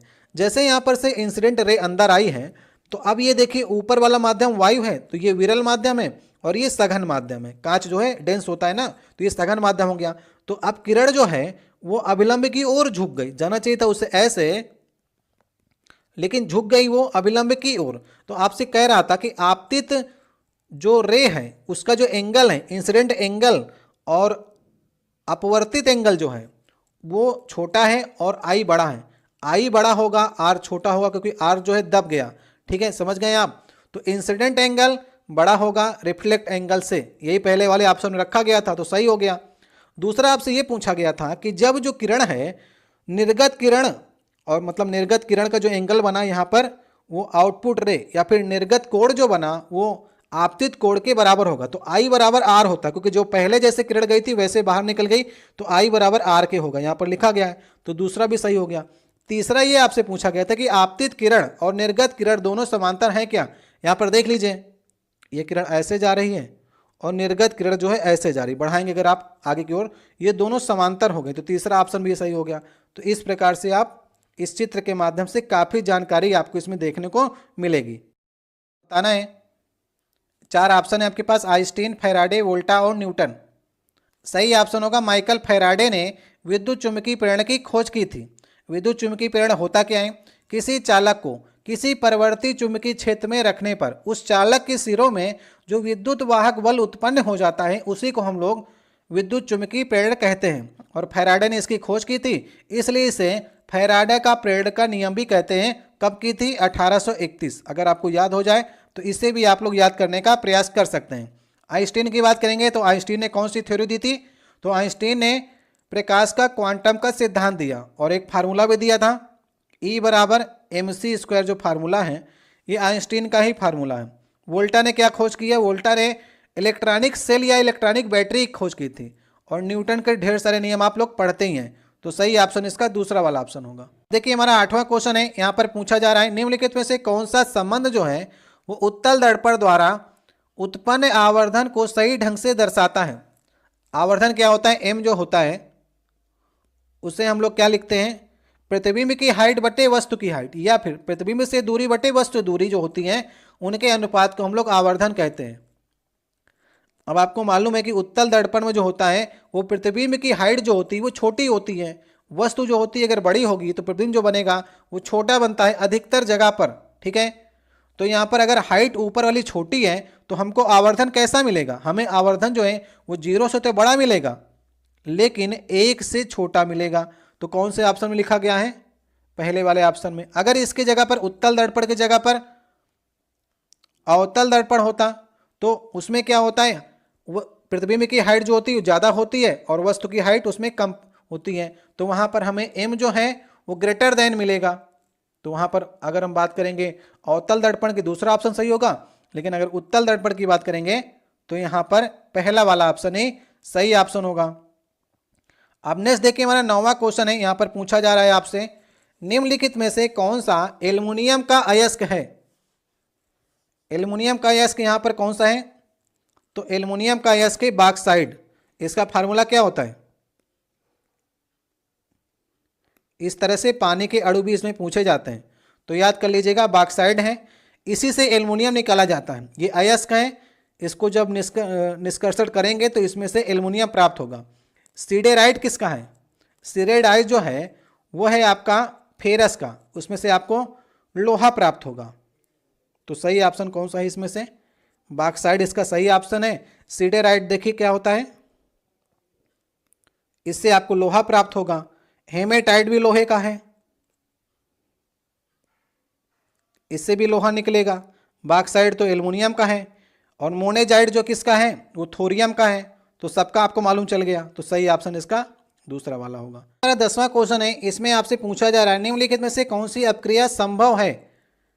तो ये 4 रिएक्शन दी गई हैं, आपको बताना है इसमें से कौन सी रिएक्शन जो लिखी गई है वो सही है। ठीक है, जब भी आपसे इस प्रकार से पूछे इसमें से कौन सी रिएक्शन सही है या फिर संभव होगी, तो वहाँ पर सबसे पहले आपको सक्रियता श्रेणी को देखना होता है। ठीक है, तो कैसे आप सक्रियता श्रेणी को देखेंगे, तो इस प्रकार से देखिए एक सक्रियता श्रेणी होती है जहाँ पर ऊपर के जो तत्व होते हैं वो सबसे ज़्यादा अपक्रियाशील होते हैं। जैसे आपका पोटेशियम हो गया, सोडियम हो गया, कैल्शियम हो गया, मैग्नीशियम हो गया, एल्युमिनियम हो गया, जिंक हो गया, आयरन हो गया, लेड हो गया, ये सभी जो हैं वो अपक्रियाशील हैं। ऊपर के तत्व नीचे की ओर जैसे हम जा रहे हैं तो उनकी घटती हुई अपक्रियताशीलता दिखाता है। मतलब नीचे वाले तत्व जो हैं वो जल्दी क्रिया नहीं कर पाते, ऊपर वाले जल्दी क्रिया करते हैं। मतलब अगर वो तत्व ऊपर है तो नीचे वाले को विस्थापित कर देगा, क्योंकि वो ज़्यादा अपक्रियाशील है। जहां पर वो लगा होगा उसको हटा करके अपना स्वयं लगने का प्रयास करेगा। तो यहां पर जैसे आप हाइड्रोजन के नीचे आएंगे तो कापर हो गया, मरकरी हो गया, सिल्वर हो गया, गोल्ड हो गया, ये सभी जल्दी क्रिया नहीं करते हैं। ठीक है, इन्हें उत्कृष्ट धातुओं में इसलिए रखा गया है। तो समझ गए आप लोग। तो ऊपर वाले जितने होंगे वो क्रियाशील होंगे, नीचे जैसे आप आते चले जा रहे हैं वो सबसे कम अक्रियाशील हैं। अब आपको इसी प्रकार से रिएक्शन को देखना है। अब यहां पर देखिए रिएक्शन कि कैल्शियम यहां पर रखा गया है और कापर यहां पर रखा गया है। अगर ये इन दोनों की रिएक्शन होती है, अगर कापर ऊपर होगा अपक्रियाशीलता की श्रेणी में, तो कैल्शियम क्या करेगा, कापर को डिस्प्लेस कर देगा, कापर की जगह में स्वयं लग जाएगा और यहां पर कैल्शियम सल्फेट बना लेगा, कापर को अलग कर देगा। तो चलिए देखते हैं क्या जो है कैल्शियम ऊपर है कापर से कि नीचे है। यहां पर देख लीजिए कैल्शियम तो ऊपर ही है और कापर कहाँ है, यहां पर है। तो कैल्शियम क्या करेगा, कापर को भगा देगा और ये रिएक्शन कर लेगा जाकर के। तो पहला वाला ऑप्शन ही हमारा सही हो जाएगा। और नीचे के 13 ऑप्शन इसलिए गलत हो गए क्योंकि जो फेरस है वो जिंक को बाहर नहीं कर पा रहा है, क्योंकि जिंक जो है ऊपर होगा, फेरस नीचे होगा। इसे देख लेते हैं हम लोग, जिंक ऊपर होगा और फेरस नीचे होगा। तो जिंक यहाँ पर देखिए ऊपर है, फेरस नीचे है। तो जिंक जो है वो आयरन को डिस्प्लेस कर सकता है, लेकिन आयरन जो है वो जिंक को नहीं कर सकता। अब यहाँ पर हमारा जो आयरन है वो अकेला बैठा हुआ है, लेकिन उससे शक्तिशाली जिंक यहाँ पर पहले से लगा हुआ है सल्फाइड बना करके, तो वो इसको अलग नहीं कर पाएगा, तो ये रिएक्शन नहीं होगी। उसी प्रकार से यहाँ पर लेड जो है वो अब क्रियाशील नहीं होता है, तो वो एल को नहीं हटा पाएगा, रिएक्शन नहीं होगी, ये भी गलत रिएक्शन है। उसी प्रकार से कापर मैंने बताया नीचे की जो भी उत्कृष्ट धातुएं हैं वो जल्दी क्रिया नहीं करती हैं, तो कापर भी मैग्नीज को नहीं हटा, मैग्नीशियम को नहीं हटा पाएगा, तो ये भी रिएक्शन नहीं होगी। तो सिर्फ एक ही रिएक्शन होगी, वो कौन सी रिएक्शन होगी, पहली वाली। तो इस प्रकार से आपको ये अपक्रियाशीलता की श्रेणी को याद करना है, आपको मिल जाएगी, नहीं तो आप इसका स्क्रीनशॉट को ले सकते हैं। अब यहां पर देखिए नेक्स्ट क्वेश्चन है, आपसे पूछा जा रहा है ए जिसकी आधुनिक आवर्त सारणी में स्थिति इसके गुणों के आधार पर असंगत है, इसका इलेक्ट्रॉनिक विन्यास क्षार धातुओं के समान है लेकिन द्विपरमाणविक अणुओं के रूप में है। और बी तत्व के बारे में दिया गया कि तीसरे आवर्त में सोडियम के ठीक बाद में यह रखा गया है और वो सी समूह में आता है। तो आपको बताना है ए बी सी की वैल्यू आपको बतानी है। देखिए ए के बारे में ये लिखा गया है कि ये असंगत है, आवर्त सारणी में इसका स्थान जो है गुणों के आधार पर असंगत है, और इलेक्ट्रॉनिक विन्यास में ये क्षार धातुओं में आता है। और क्षार धातुएं किस में आती हैं, पहले वाले में, पहले और दूसरे ग्रुप में आती हैं। और एक बात बताया गया कि इसका गुण जो है वो असंगत है, तो आप इसमें अनुमान ये लगा सकते हैं कि हाइड्रोजन हो सकता है, क्योंकि इसका जो है वो गुण जो है वो हैलोजन के समान भी जाकर मिलते हैं। तो इसको पहले और सातवें में जाकर के मेंडलीव ने रख भी दिया था, तो इसलिए हाइड्रोजन यहाँ पर ए जो होगा वो हाइड्रोजन होगा। और अगर ए आपको नहीं समझ में आता है तो आप बी को देखकर समझ लीजिए, बी क्या कह रहा है। बी वह तत्व है जो तीसरे आवर्त में कौन कौन आता है, सोडियम आता है, और सोडियम के बगल वाले की बात कर रहा है। तीसरे आवर्त में सोडियम के ठीक बाद, तो सोडियम के ठीक बाद कौन सा आता है, मैग्नीशियम आता है। और क्या कह रहा है, वो किस समूह में आता है, दूसरे समूह में आता है, तो सी बराबर 2 हो जाएगा। तो ए हाइड्रोजन हो गया, बी मैग्नीशियम हो गया, और सी जो है उस समूह का नाम हो गया। तो पहला वाला ऑप्शन सही ऑप्शन हो जाएगा। तो अगर ए आपको समझ में नहीं आता तो बी को समझ लीजिए, तो बी से आपको फिर ए आपको मिल जाएगा। तो इस तरह से भी आप कर सकते हैं। अब देखिए नेक्स्ट क्वेश्चन है, यहां पर आपसे कहा जा रहा है निम्नलिखित में से कौन सा चरण जो है, किस चरण के दौरान रक्त द्वारा धमनी की भित्तियों पर प्रकुंचित रक्त दाब आरोपित किया जाता है। ये 4 ऑप्शन आपको दिए गए हैं। पहला देखिए यहां पर लिखा गया कि निलय के शिथिलन पर, और दूसरा लिखा गया आलिंद के संकुचन पर, और नेक्स्ट में निलय के संकुचन और आलिंद के शिथिलन। तो किस चरण में जो है रक्तदाब होता है धमनियों में, तो इसका सही ऑप्शन होगा जब निलय संकुचित होता है तभी वो प्रेशर लगाता है। निलय के संकुचन को हम लोग कहते हैं सिस्टोलिक, ठीक है, कि संकुचन में, और निलय के शिथिलन में क्या होता है, डायस्टोलिक होता है। ठीक है, तो सही ऑप्शन तीसरा वाला होगा। आपने प्रेशर ही पढ़ा होगा, तो संकुचन में जो होता है ज़्यादा लगता है 120 और डायस्टोलिक में छोड़ देता है। तो 120/80 जो होता है ये रक्तचाप का दाब होता है, ये आपको याद रखना। ठीक है, सिस्टोलिक और डायस्टोलिक संकुचन और शिथिलन। ठीक है, समझ गए आप लोग। अब यहां पर नेक्स्ट क्वेश्चन है 2.5 मिली एम्पियर की एक धारा 2 ओम प्रतिरोध वाले किसी चालक में प्रवाहित होती है, तो चालक के सिरों का विभवांतर आपको ज्ञात करना है। ये तो बहुत आसान क्वेश्चन हो गया। इसमें कौन सा फार्मूला लगेगा? V बराबर आई आर लगेगा। क्या क्या दिया गया है आपको? आई आपको दिया गया है, मिली एम्पियर को मिली एम्पियर में रखेंगे और 2 ओम दिया गया है, तो इन दोनों को मल्टीप्लाई कर दीजिए, 5 आ जाएगा, 5 मिली वोल्ट आ जाएगा। तो इस प्रकार से आप इसे सही भी कर सकते हैं। तो तीसरा वाला ऑप्शन सही हो जाएगा। तो कौन सा आपने फार्मूला यहाँ पर लगाया है? V बराबर आई आर आपने लगाया। अब नेक्स्ट क्वेश्चन देखिए, यहाँ पर है ब्लीचिंग पाउडर बनाने में किस गैस का प्रयोग किया जाता है? ब्लीचिंग पाउडर कैसे बनता है उसका फार्मूला भी आपको आना चाहिए। और तो बुझा हुआ चूना अगर हम लोग ले लें, CaOH का होल ट्वाइज, अगर हम बुझा हुआ चूना में क्लोरीन अगर मिला देते हैं तो क्या बनेगा? CaOCl2 plus H2O। तो CaOCl2 जो है यही हमारा ब्लीचिंग पाउडर है। तो कैसे मिला आपको? क्लोरीन से आपने अपक्रिया कराई ना, किसकी? क्षार की। इसे रिएक्शन को हम लोग कहते हैं क्लोर क्षार रिएक्शन। क्या कहते हैं? क्लोर क्षार रिएक्शन है। क्लोरीन की क्षार के साथ में जब रिएक्शन होती है तो यहां पर ये आपको प्राप्त होगा। समझ गए आप? तो ब्लीचिंग पाउडर किसके रिएक्शन के साथ में? बुझा हुआ चूने में क्लोरीन डाल देंगे तो यहां पर आपको मिलेगी ये रिएक्शन। ठीक है, समझ गए आप लोग? चलिए, सही ऑप्शन होगा इसका क्लोरीन। देखिए हमारा 15 नंबर क्वेश्चन है। इसमें आपसे पूछा जा रहा है 2 बल्ब हैं ए एंड बी, एक 3 वोल्ट स्रोत के साथ में समांतर क्रम में संयुक्त हैं। यदि बल्ब ए और बी के प्रतिरोधों का अनुपात जो है 1:3 है, तो निश्चित समय में बल्ब ए और बी द्वारा उत्पन्न ऊष्माओं का अनुपात आपको ज्ञात करना है। तो चलिए सबसे पहले एक बार आप लोग ट्राई कर लीजिए, कौन से फार्मूला आप यहां पर लगाएंगे। यहां पर देखिए फार्मूला लगेगा, एनर्जी का फार्मूला लगेगा क्योंकि ऊष्मा आपको निकालना है। तो E बराबर क्या होता है? E बराबर होता है V² इंटू T/R। ये होता है एनर्जी का फार्मूला।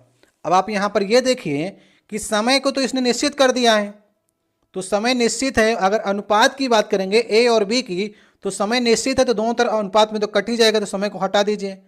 और क्या कह रहा है? 3 वोल्ट स्रोत समांतर क्रम में है। आपको मालूम है कि समांतर क्रम में वोल्टेज हर जगह पर समान होता है, चाहे हम प्रतिरोध ए की बात करेंगे चाहे प्रतिरोध बी की बात करेंगे, तो वोल्टेज भी हमारा स्थिर हो गया। तो ऊपर के दोनों जो हमारे वैल्यू हैं वो कांस्टेंट हो गए, तो E प्रोपोर्शनल टू 1/R के होगा। और R की वैल्यू यहाँ पर आपको 2 दी गई हैं, 1:3 में, तो इसे R1 कर लीजिए। और अगर हम लोग अनुपात की बात करेंगे इस प्रकार से आप लोग R2 कर लीजिए, ये अनुपात आएगा।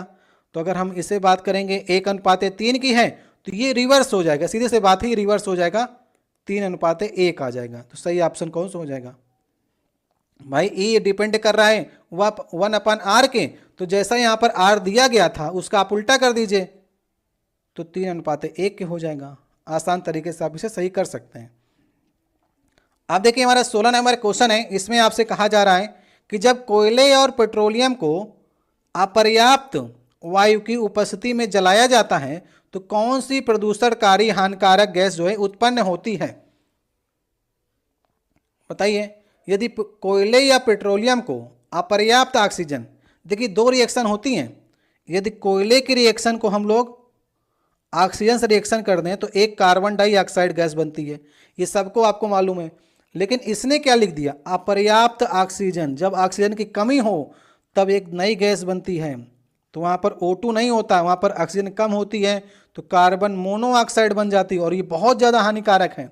आपने इसके एग्जाम्पल देखे होंगे कि ठंडियों में लोग क्या करते हैं, अंगीठी को अपने कमरे के अंदर रख लेते हैं और अंदर जला करके सो जाते हैं। बाद में मालूम चला कमरा पूरी तरह से बंद है तो उनकी मृत्यु हो गई, क्योंकि जब तक बाहर थी अंगीठी, जब आप बाहर रखेंगे तो तो वहाँ पर ऑक्सीजन की मात्रा पूरी मिलती है, तो कार्बन पूरी तरह से जलता है और कार्बन डाइऑक्साइड गैस निकलती है, और कार्बन डाइऑक्साइड गैस ज़्यादा हानिकारक नहीं है। लेकिन जैसे ही आप कमरे के अंदर में अंगीठी को लाते हैं तो कमरे में जो गैसेज हैं, ऑक्सीजन की गैस हैं, वो पहले तो अच्छी रहेंगी लेकिन धीरे धीरे करके कम हो जाएंगी। तो अपर्याप्त जब उसे ऑक्सीजन मिलेगी कार्बन को, तो वो कार्बन मोनोऑक्साइड बना लेगा और ये घातक है। आप सांस लेते जाएंगे लेते जाएंगे लेते जाएंगे, कार्बन मोनोऑक्साइड आपके रक्त में पहुंच जाएगी और आप पड़े पड़े वहीं पर कमरे में ख़त्म हो जाते हैं। बहुत से आपने एग्जाम्पल देखे होंगे, पेपर में आता होगा कि अंगीठी रखने के कारण जो इतने लोग मर गए और उन्हें पता भी नहीं चलता, क्योंकि वो ले रहे हैं कार्बन मोनोऑक्साइड, ऑक्सीजन उन्हें मिल नहीं पा रही है, वो अंदर ही अंदर पूरी क्रिया कर जाती है और पूरा वहाँ पर रक्त को डैमेज कर देती है, शरीर को डैमेज कर देती है। तो कार्बन मोनोऑक्साइड यहाँ पर बन जाता है, जो कि एक हानिकारक गैस है। नेक्स्ट क्वेश्चन यहाँ पर देखिए है, निम्नलिखित में से कौन सी बेंजीन अणु का सही संरचना है? बेंजीन, कभी आपसे फार्मूला भी पूछ सकता है इसका, C6H6 ये होता है बेंजीन का फार्मूला। और इसे अगर हम संरचना के रूप में बनाएंगे तो एक को छोड़ करके 3 बॉन्ड यहाँ पर होते हैं, पहले यहाँ पर होगा, फिर एक छोड़ करके फिर एक हो, इस प्रकार से संरचना होती है, वो बेंजीन की संरचना होती है। तो आसान सा क्वेश्चन था, याद कर लीजिएगा, ये संरचना को देख लीजिए, एक बॉन्ड छोड़ करके बेंजीन की संरचना होगी C6H6 ये कहलाती है। कि हमारा 18 नंबर क्वेश्चन है, इसमें आपसे पूछा जा रहा है, पौधे अपने अपशिष्ट उत्पादों को किन विभिन्न भागों में संग्रहित करते हैं? पौधे जो हैं अपशिष्ट जो उनके पदार्थ होते हैं, भोजन के द्वारा जो चीज़ें ग्रहण करनी होती हैं वो तो ग्रहण कर लेते हैं, लेकिन उनके पास भी अपशिष्ट पदार्थ होते हैं। जैसे आप जानते होंगे कि आपने पपीते में और बबूल में देखा होगा गोंद लगी होती है, तो गोंद क्या है? ये पौधे का एक अपशिष्ट पदार्थ है। रेजिन जो हो गई, और बात करें लेक्टस जो हो गया जिससे रबड़ बनती है, वो भी एक प्रकार से पौधे का अपशिष्ट पदार्थ होता है। तो इस प्रकार से आप देखते ही होंगे, ठीक है। तो यहाँ पर हम बात कर रहे हैं कि अपशिष्ट पदार्थ कहाँ पर रखे जाते हैं, तो सही ऑप्शन होगा दूसरा वाला ऑप्शन, पत्तियों में रखती है। पत्तियों में खास करके जब आप देखते होंगे कि प्रकाश संश्लेषण क्रिया जो होती है उसमें पत्तियां क्या करती हैं, जो अपशिष्ट पानी होता है उसको वाष्पोत्सर्जित कर देती हैं, और किस चीज़ें पत्तियां क्या करती हैं, गिरा भी देती हैं। बाद में जब पत्तियां खराब हो जाती हैं तो अपशिष्ट पदार्थ जो होते हैं पत्तियां फिर उनको गिरा देती हैं। तो यहाँ पर पत्तियों में, रसधानियों में और पुराने जाइलम में, अगर ये दोनों ऑप्शन नहीं भी रखता ना, तो पुराने जाइलम जो है, जो जाइलम नए नए जाइलम से क्या करता है, जल का प्रवेश कराता है जड़ से ऊपर की ओर, और जो पुराना जाइलम होता है उसमें क्या करता है, वो संग्रहित करता जाता है। तो खास करके पुराना जाइलम भी आपको लिखा मिले ना, तो उसे सही कर दीजिएगा। और पत्तियां और रसधानियां तो होती हैं, सही ऑप्शन होगा दूसरा वाला। अब नेक्स्ट देखिए हमारा क्वेश्चन है, इसमें आपसे पूछा जा रहा है, पौधों को ऊर्जा की कम आवश्यकता क्यों होती है? आपने देखा होगा बरगद, पीपल, नीम इतने बड़े बड़े वृक्ष होते हैं, तो इनको ऊर्जा की आवश्यकता कम क्यों पड़ती है? सही ऑप्शन होगा क्योंकि उनमें अत्यधिक मृत कोशिकाएं पाई जाती हैं। जब पौधा छोटे से बड़ा होता है तब उसे ज़्यादा ऊर्जा की आवश्यकता होती है, लेकिन जब एक स्थिर अवस्था में आ जाता है तब उसको ज़्यादा ऊर्जा की आवश्यकता नहीं होती, क्योंकि उसमें जो है अधिकतर मृत कोशिकाएं हो जाती हैं। उनका काम क्या होता है, वो एक प्रकार से जीवित ऊतक के भांति ही काम करती हैं, लेकिन वो क्या करती हैं, पेड़ को एक प्रकार से मजबूती प्रदान करती हैं। रहती मृत अवस्था में उनको ज़्यादा भोजन की आवश्यकता नहीं होती है, इसलिए पौधों को कम ऊर्जा की आवश्यकता होती है। और एक बात और है कि पौधे जो हैं एक स्थान से दूसरे स्थान गमन नहीं करते हैं। अगर पौधे एक स्थान दूसरे स्थान जाने लगेंगे तो उन्हें फिर बहुत ज़्यादा ऊर्जा की आवश्यकता होगी। एक स्थान पर रहते हैं इसलिए उन्हें ऊर्जा की आवश्यकता ज़्यादा नहीं पड़ती है। उनके पास हृदय नहीं होता है तो पंप करेंगे, पंपिंग में ज़्यादा एनर्जी वेस्ट होती है हृदय को पंप करने में, तो वहाँ पर ऊर्जा लॉस होती है। तो इन सभी चीज़ें नहीं होने के कारण, और मृत कोशिका एक बहुत बड़ा फैक्टर है, क्योंकि उन कोशिकाओं को ऊर्जा की आवश्यकता ही नहीं है, तो उतने ऊर्जा में वो काम चला लेता है पौधा। नेक्स्ट क्वेश्चन देखिए यहाँ पर लिखा गया है, इनमें से कौन सी शक्ति की इकाई नहीं है? फिर से एक नहीं है वो वाला क्वेश्चन आ गया है, तो बताइए इसमें से कौन सी नहीं है? अश्व शक्ति तो है, हॉर्स पावर है शक्ति की इकाई। जूल बटे सेकेंड ये भी है। किलोवाट, घंटा लगा दिया ना आगे, घंटा जब लगा देगा ना तो वो शक्ति की इकाई नहीं होगी। किलोवाट घंटा, मेगावाट घंटा, तो घंटा लगा देगा तो ये कार्य की हो जाएगी, ठीक है। कार्य करने की दर को तो हम लोग कहते हैं ना शक्ति, तो समय से तो भाग करना ही पड़ेगा। यहाँ पर देखिए समय से भाग किया है और इसमें समय को बगल में रख दिया, तो ये तो कार्य की यूनिट हो गई। और वाट होती है, तो सही ऑप्शन कौन सा होगा, इसमें से कौन सी नहीं है? तो सही ऑप्शन हो जाएगा किलोवाट घंटा। जब घंटा लगा देगा तो ये हो जाएगी कार्य की। अगर घंटा नहीं लगाता तो किलोवाट जो है शक्ति की यूनिट है, किलोवाट हो गया, मेगावाट हो गया, ये सभी जो हैं वो शक्ति की यूनिट हैं, लेकिन जब घंटा लगा देगा तो याद रखिएगा वो कार्य की हो जाएगी, एनर्जी की यूनिट हो जाएगी। अब देखिए नेक्स्ट क्वेश्चन है, यहाँ पर आपको पहचान ये करनी है, इसको थोड़ा जूम करते हैं। इसमें आपको यहाँ पर 4 चीज़ें दी गई हैं, लिस्मेनिया, यीस्ट, प्लाज्मोडियम, हाइड्रा। ये किस तरह से अपना प्रजनन करते हैं? ये सभी तो करते हैं अलैंगिक प्रजनन। अलैंगिक में ये होता है कि उसमें मेल और फीमेल दोनों की आवश्यकता नहीं होती है, या तो मेल भी कर सकता है और फीमेल अपना अकेले भी दोनों कर सकते हैं, दोनों की आवश्यकता नहीं होती अलैंगिक जनन में।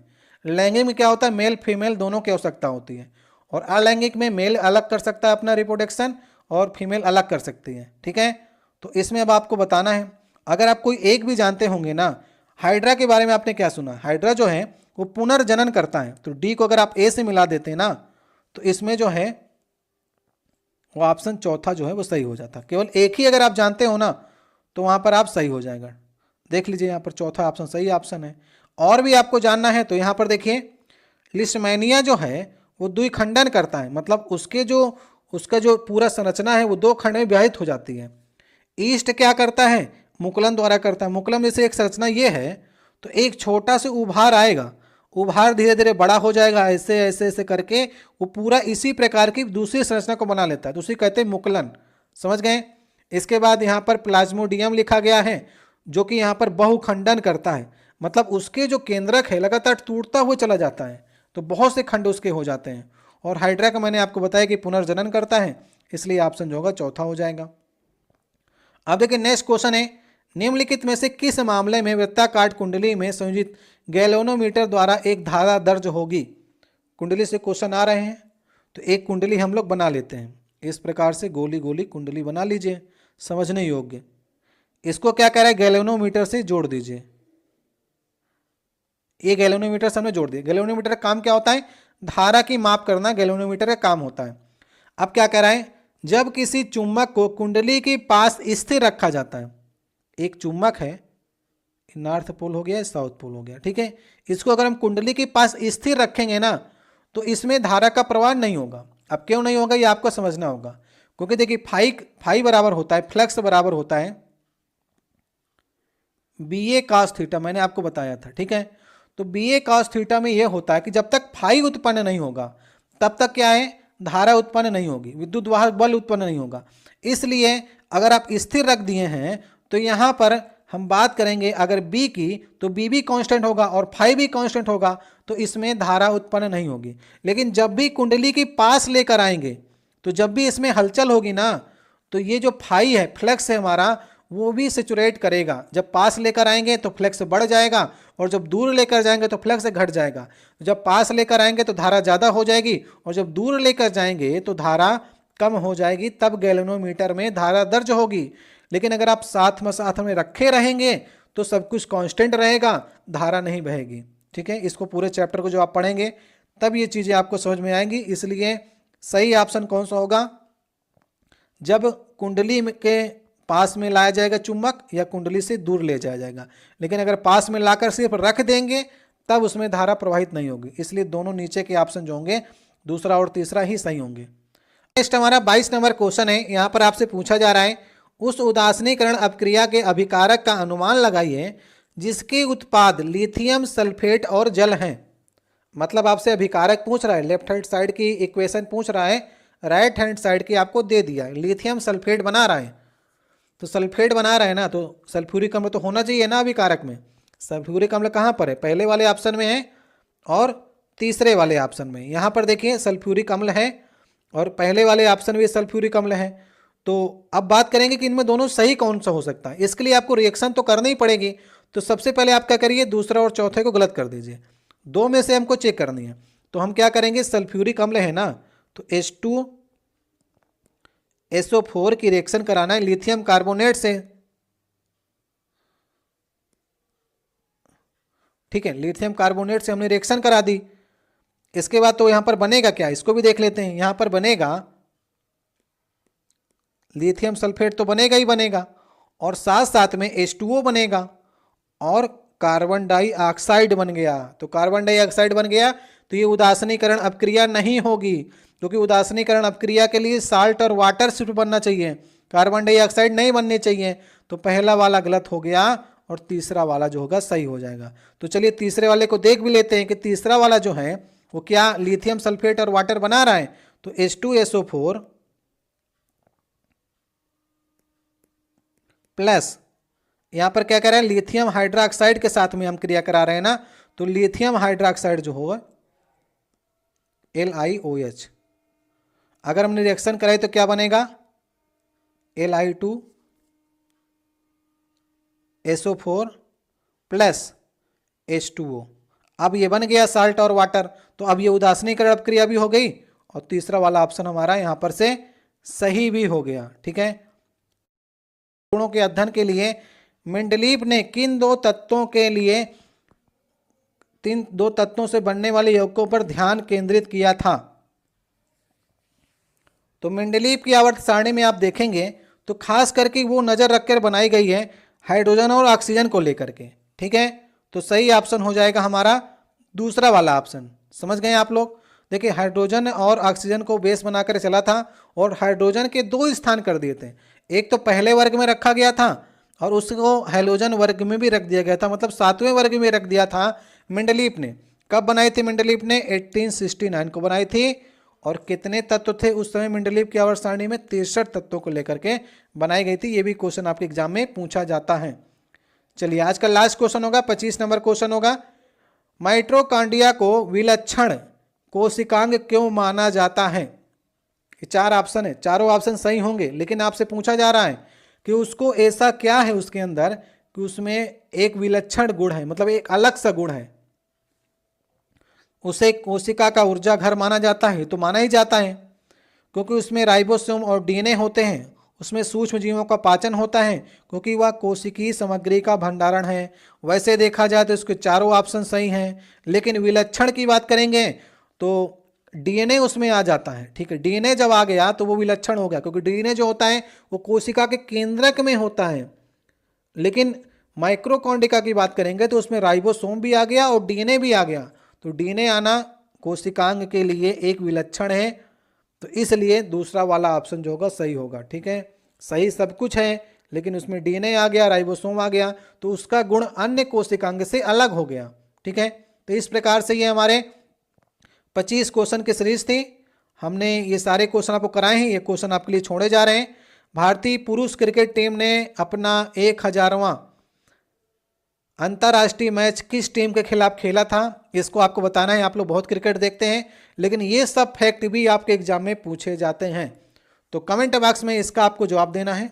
आज का देखिए पहला क्वेश्चन है, इसमें आपसे पूछा जा रहा है बेंजीन में मौजूद डबल बॉन्ड की संख्या आपको बतानी है, मतलब द्विक आबंध की संख्या आपको बतानी है।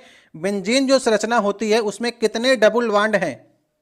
चलिए सबसे पहला प्रयास आपका होना चाहिए, ये 4 ऑप्शन नीचे आपको दिए गए हैं, 6, 3, 2, 4 ये आपको ऑप्शन दिए गए हैं। इसे समझने के लिए सबसे पहले आपको बेंजीन का फार्मूला मालूम होना चाहिए। C6H6 जो होता है बेंजीन का फार्मूला होता है। लेकिन अगर संरचना की बात करेंगे तो इस प्रकार से इसकी संरचना बनती है। ठीक है, यहां पर हर जगह पर कार्बन होता है और कार्बन के साथ में हाइड्रोजन से बॉन्ड होता है। समझ गए आप। तो अगर हम द्विक बांध की बात करेंगे तो एक छोड़ करके, एक यहां पर लगेगा तो दूसरा यहां पर, तीसरा यहां पर, हर जगह पर नहीं होते, एक छोड़ करके यहां पर छोड़ दिया गया, एक यहां पर छोड़ दिया गया। तो अगर द्विक बांध या डबल बॉन्ड की बात करेंगे तो बेंजीन की संरचना में 3 डबल बॉन्ड होते हैं। तो सही ऑप्शन कौन सा ऑप्शन होगा, सही ऑप्शन होगा हमारा दूसरा वाला ऑप्शन। इस प्रकार से आपको करना है इसे। अब देखिए दूसरा क्वेश्चन है, इसमें आपसे पूछा जा रहा है धात्विक लक्षण या धात्विक गुण जो है उसको आपको आरोही क्रम में बताना है। आरोही मतलब होता है कि छोटे से बड़े क्रम में आपको बताना है, मतलब जिसकी सबसे ज्यादा हो वो लास्ट में होना चाहिए और जिसकी सबसे कम है वो पहले होना चाहिए वो तत्व। अब यहां पर देखिए ये 4 ऑप्शन आपको दिए गए हैं, काफी अच्छा क्वेश्चन है। जिसको प्रेडिक्टेबल आती होगी वही इसको समझने का प्रयास कर सकते हैं। यहां पर देखिए कुछ तत्वों की चर्चा जो कर रहा है उसमें देखिए यहां पर गैलियम है, जर्मेनियम है, कैल्शियम है और स्कैंडियम है। इस प्रकार से ऑप्शन है और भी बीच बीच में आपको तत्व मिलेंगे। जिंक की बात कर रहा है, कापर की बात कर रहा है, बाकी तत्व घूम घूम करके आ रहे हैं। तो इसके लिए हम आपको सबसे पहले पीरियोडिक टेबल के ऊपर ले जाते हैं, वहीं पर से आपको समझ में आएगा। तो ये देखिए हमारी पीरियोडिक टेबल है, इसमें हम तत्वों की बात करेंगे। कौन कौन से तत्वों की ये बात कर रहा है? कैल्शियम की बात कर रहा है, स्कैंडियम की बात कर रहा है, कॉपर की बात कर रहा है, जिंक की बात कर रहा है, गैलियम की बात कर रहा है और जर्मेनियम की बात कर रहा है और आर्सेनिक की बात कर रहा है। इस प्रकार से ये इतने तत्वों को अपने ऑप्शन में रखा है। तो जब आप लोग आवर्त सारणी पढ़ते होंगे तो यहां पर आपको बताया जाता है कि ये चौथे आवर्त के सारे तत्वों की बात कर रहा है। पहला आवर्त, दूसरा आवर्त, तीसरा आवर्त और चौथा आवर्त की बात कर रहा है। तो इसने सारे जो हैं तत्व चौथे आवर्त के लिए हैं। और धात्विक गुण क्या होता है? जैसे आप लेफ्ट से राइट की ओर जाएंगे, समझ गए, मतलब कि आवर्त में अगर आप ऐसे बढ़ रहे हैं लेफ्ट से राइट की ओर, तो उनकी धात्विक क्षमता जो होती है वो घटती जाती है, डिक्रीज होती जाती है धात्विक क्षमता। अगर आप वर्ग में ऊपर से नीचे की ओर आते हैं इस प्रकार से, तो उनकी धात्विक क्षमता बढ़ती जाती है।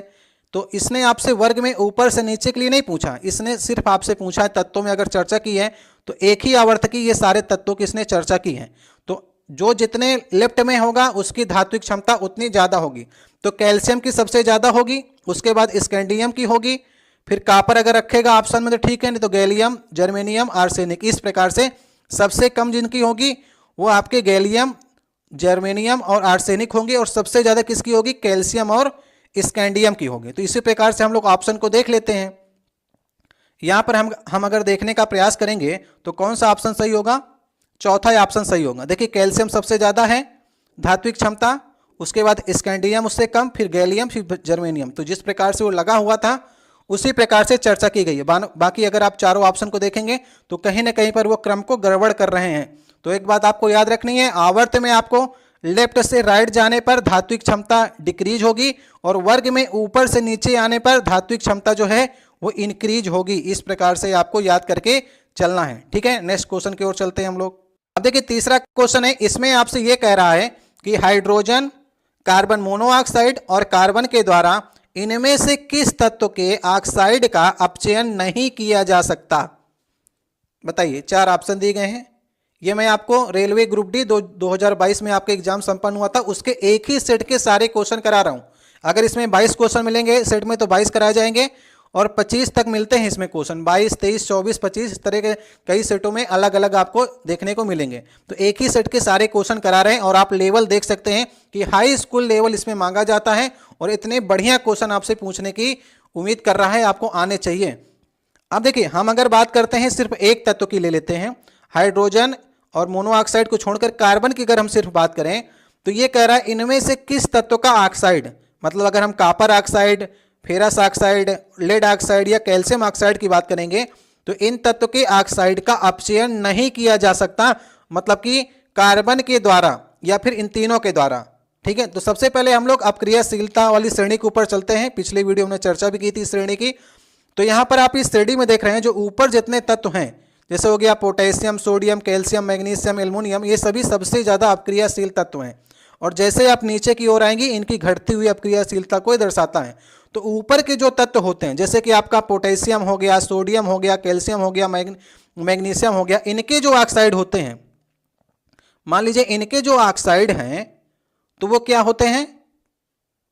वो कार्बन के साथ अपचयित नहीं होते हैं। इसलिए नहीं होते हैं क्योंकि इन्होंने ऑक्सीजन के साथ अगर बॉन्ड बना लिया है तो वो ऑक्सीजन के साथ ही बॉन्ड बनाए रहते हैं।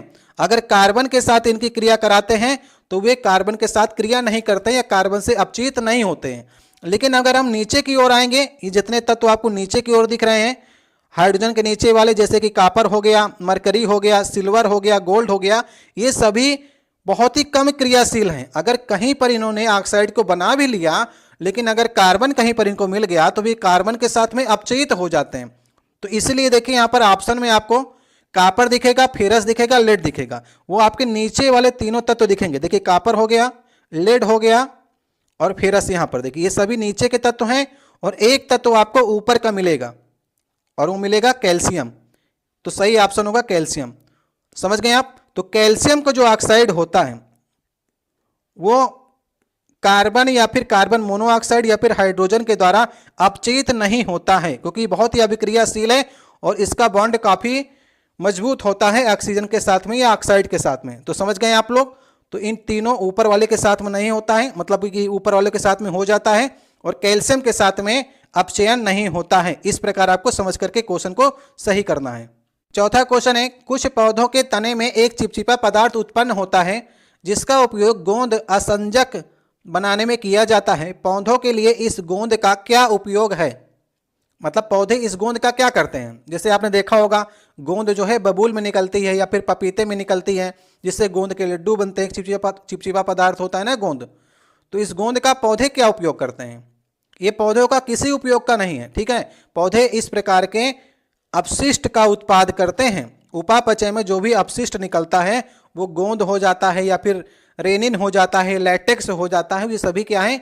पौधों के अपशिष्ट हैं। भोजन बनाने के बाद जो अपशिष्ट बचता है उसे पौधे गोंद के रूप में या फिर लेटेक्स, रेनिन के रूप में किसी न किसी प्रकार से अपनी रसधानियों में, पत्तियों में, पुराने जाइलम में उन्हें एकत्र करते हैं। तो ये क्या है? ये पौधों के अपशिष्ट हैं। सही ऑप्शन होगा लास्ट वाला ऑप्शन। समझ गए आप लोग? इसकी चर्चा हमने पिछले वाले वीडियो में की भी थी। पांचवा क्वेश्चन है, निम्नलिखित में से कौन सा भाग यह सुनिश्चित करता है कि श्वसन के दौरान तो वायु मार्ग जो है वो बंद ना हो सके? हमारी श्वास नली का एक पार्ट्स आपको बताना है। ये 4 ऑप्शन में दिया गया है कि वो सुनिश्चित करता है कि कहीं ना कहीं हमारी जो वायु है वो अवरुद्ध ना हो सके, हम श्वास अच्छी तरह से ले सकें। तो उस पार्ट्स का नाम है उपास्थि वलय। ये सी आकार की एक संरचना होती है जो कि श्वास नली को लचीलापन प्रदान करती है। इसलिए सही ऑप्शन कौन सा होगा? सही ऑप्शन होगा पहला वाला ऑप्शन। नेक्स्ट देखिए, हमारा छठवां क्वेश्चन है, इसको आपको लगाने का प्रयास करना है। इसमें आपको दिया गया है 10 सेंटीमीटर व्यास का एक सिक्का ए फोकस दूरी वाले एक अवतल दर्पण के ध्रुव से 3.5 एफ की दूरी पर रखा गया है।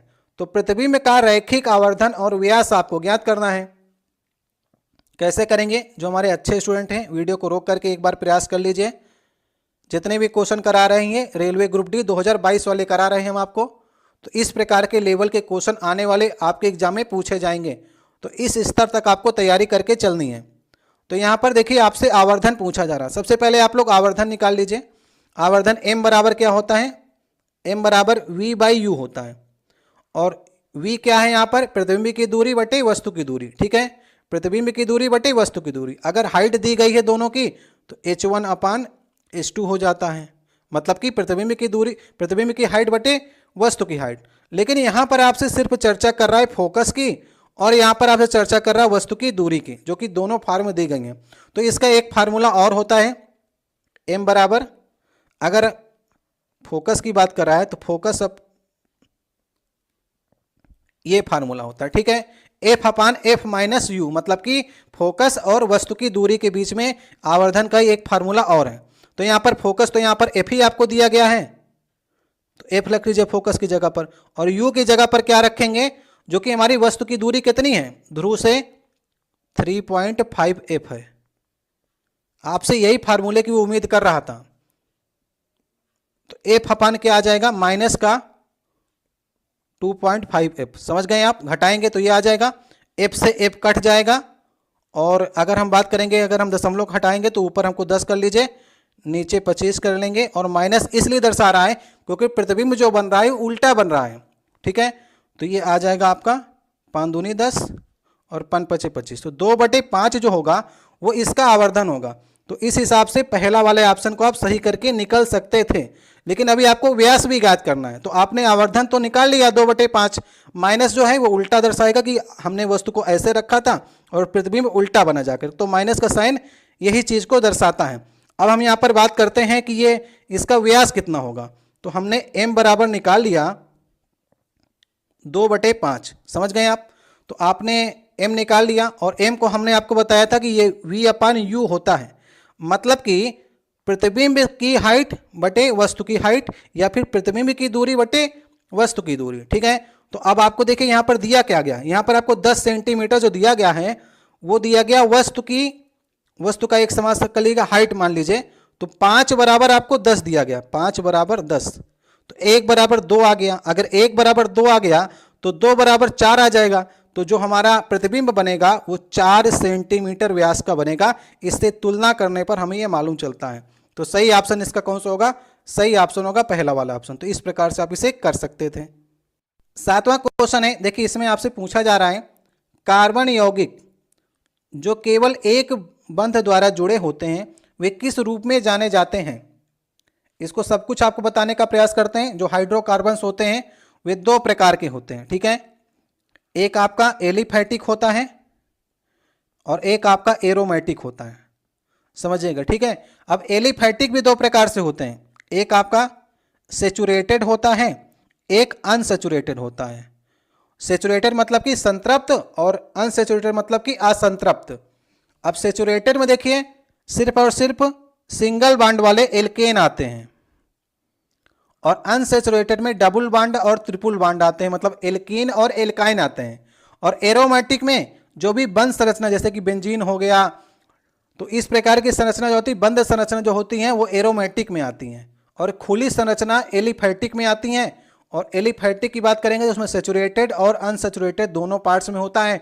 सेचुरेटेड में सिंगल बॉन्ड आते हैं और अनसेचुरेटेड में डबल बॉन्ड और ट्रिपल बॉन्ड आते हैं। आपसे पूछा क्या गया है, एक बंध वाले किस रूप में जाने जाते हैं? तो एक बंध वाले संतृप्त यौगिक के रूप में जाने जाते हैं, सेचुरेटेड कंपाउंड के रूप में जाने जाते हैं। तो सही ऑप्शन कौन सा होगा? सही ऑप्शन होगा हमारा लास्ट वाला ऑप्शन। देखिए 8वां क्वेश्चन है, 30 सेंटीमीटर फोकस दूरी वाला एक अवतल लेंस इससे 60 सेंटीमीटर दूरी पर रखी वस्तु का एक प्रतिबिंब निर्मित करता है। निर्मित प्रतिबिंब की स्थिति और प्रकृति क्या होगी, ये आपको बताना है। तो देखिए जब भी अवतल लेंस या फिर उत्तल लेंस से आए तो आपको ये बात याद रखनी है कि अवतल लेंस की जो फोकस दूरी होती है वो माइनस में होती है, लिखा जाएगा प्लस में, लेकिन जब आप फार्मूले में रखेंगे तो उसे माइनस में आपको रखना है, ठीक है। अगर उत्तल लेंस में लिखा जाएगा तो पॉजिटिव ही होती है। और आपको एक चिन्ह परपाटी का और भी ध्यान रखना है। अगर ये अवतल लेंस की बात कर रहा है तो वस्तु हमेशा लेफ्ट साइड में रखी जाती है और लेफ्ट साइड में हमेशा चिन्ह परपाटी माइनस होती है। अगर प्रतिबिंब राइट साइड में बन रहा है तो ये प्लस में होगा, अगर प्रतिबिंब लेफ्ट साइड में बन जा रहा है तो वो भी माइनस में होगा, समझ गए आप। तो वस्तु को अगर ये 60 सेंटीमीटर में रख रहा है तो वस्तु हमेशा लेफ्ट साइड में रखी जाती है। जब आप फार्मूले में यहाँ पर u की जगह पर अगर आप 60 रखेंगे तो उसे -60 करके आपको रखना होगा। अगर v आपका माइनस में निकल कर आता है, इसका मतलब है जो प्रतिबिंब है आपका वो इसी साइड बन जा रहा है और इस साइड बन जाएगा तो आभासी बनेगा, क्योंकि प्रतिबिंब को बनना चाहिए उस साइड, ठीक है, राइट हैंड साइड में। अगर लेफ्ट हैंड साइड में बन गया है तो वो आपका माइनस में बनेगा, चिन्ह में आएगा और आभासी बनेगा, समझ गए आप लोग। तो इसी प्रकार से पहले हम लोग फार्मूले को लगाकर देखते हैं कैसा क्या हमारा यहाँ पर चित्र बनेगा। तो सबसे पहले हम लोग 1/f बराबर 1/v - 1/u, ये होता है फार्मूला लेंस का फोकस दूरी निकालने का। आपसे पूछ के आ रहा है प्रतिबिंब की स्थिति, मतलब आपसे v पूछ रहा है, तो v को हम लोग इधर ही रखते हैं, 1/v बराबर 1/f और प्लस में 1/u आ जाएगा इधर को, समझ गए आप। अब ये अवतल लेंस की बात करेगा तो इसकी फोकस दूरी माइनस होगी, माइनस का 1/30 लिख लीजिए। फोकस दूरी 30 सेंटीमीटर दी गई है। वहीं पर अगर प्रतिबिंब वस्तु की दूरी की बात करेंगे तो 7 सेंटीमीटर है और वस्तु हमेशा लेफ्ट साइड में रखी जाती है, तो चिन्ह परिपाटी के अनुसार इसे हमको माइनस में रखना पड़ेगा। अब इसका आप लोग एलसीएम ले लीजिए, 60 आ जाएगा, 30 दूना 60, 2 बनेगा, ये 1 बनेगा, तो माइनस का 3/60 बन जाएगा बराबर 1/v के। तो v बराबर आ जाएगा माइनस का 60/3 और अगर इसे आप डिवाइड करेंगे तो माइनस का 20 आ जाएगा। माइनस का 20 आ गया, यहाँ पर देखिए 2 ऑप्शन में लिखा गया है। तो अगर माइनस का 20 आया है तो इसका मतलब ये हुआ कि हमने वस्तु को रखा था इस साइड में और प्रतिबिंब भी इसी साइड में बन गया। 60 सेंटीमीटर की दूरी पे रखा था और प्रतिबिंब बन गया जाकर के यहाँ पर, तो इसका मतलब है आभासी बनेगा। तो 20 सेंटीमीटर तो सही होगा, माइनस का आभासी भी होगा, और अगर लेफ्ट साइड में ही बन रहा है तो सीधा ही बनेगा। सही ऑप्शन होगा इसका तीसरा वाला ऑप्शन, ठीक है। तो इस प्रकार से आपको समझ करके सारे क्वेश्चन को हल करना है। सही ऑप्शन होगा तीसरा वाला, ठीक है। चलिए नेक्स्ट क्वेश्चन की ओर चलते हैं। अब आपसे ये कह रहा है कि 5 ओम के एक प्रतिरोध से 6 एम्पियर की धारा प्रवाहित होती है, तो इसके साथ श्रेणी क्रम में संयोजित 10 ओम के एक अन्य प्रतिरोध से प्रवाहित धारा की मान क्या होगा। देखिए सबसे पहले आपसे श्रेणी क्रम की बात किया है, तो हम लोग श्रेणी क्रम में क्या करते हैं, 2 प्रतिरोधों को जोड़ लेते हैं। इस प्रकार से पहला प्रतिरोध हो गया और ये दूसरा प्रतिरोध हो गया। एक प्रतिरोध ये 5 ओम का है और एक ये कह रहा है 10 ओम का है। तो श्रेणी क्रम में आपको मालूम है धारा जो होती है वो समान होती है। जैसे I यहाँ पर गई तो I यहाँ पर भी निकलेगी और I यहाँ पर भी निकलेगी। तो श्रेणी क्रम की खास बात ये होती है कि धारा समान होती है, लेकिन वोल्टेज जो होता है वो असमान होता है। इसलिए आपसे ये पूछ रहा है कि 5 ओम के एक प्रतिरोध में 6 एम्पियर की यदि धारा गई है तो वो 10 ओम के साथ में अगर श्रेणी क्रम में जुड़ा है तो उसकी धारा भी 6 एम्पियर की होगी, क्योंकि आई का मान चेंज नहीं होता है श्रेणी क्रम में। सही ऑप्शन क्या होगा? 6 एम्पियर। तो कौन सा ऑप्शन सही हो गया यहां पर से? तीसरा वाला ऑप्शन सही हो गया। अब देखिए हमारा 10वां क्वेश्चन है, इसमें आपसे पूछा जा रहा है किस उपकरण का उपयोग जो है विद्युत परिपथ के प्रतिरोध को परिवर्तित करने के लिए किया जाता है। ये 4 ऑप्शन आपको दिए गए हैं। देखिए अगर मान लीजिए धारा जा रही है अपनी स्पीड से, तो धारा को नियंत्रित करने के लिए, कम करने के लिए हम लोग प्रतिरोध उसके बीच में लगाते हैं। और अगर प्रतिरोध को हमको कम ज़्यादा करना है तो प्रतिरोध के लिए क्या लगाएंगे?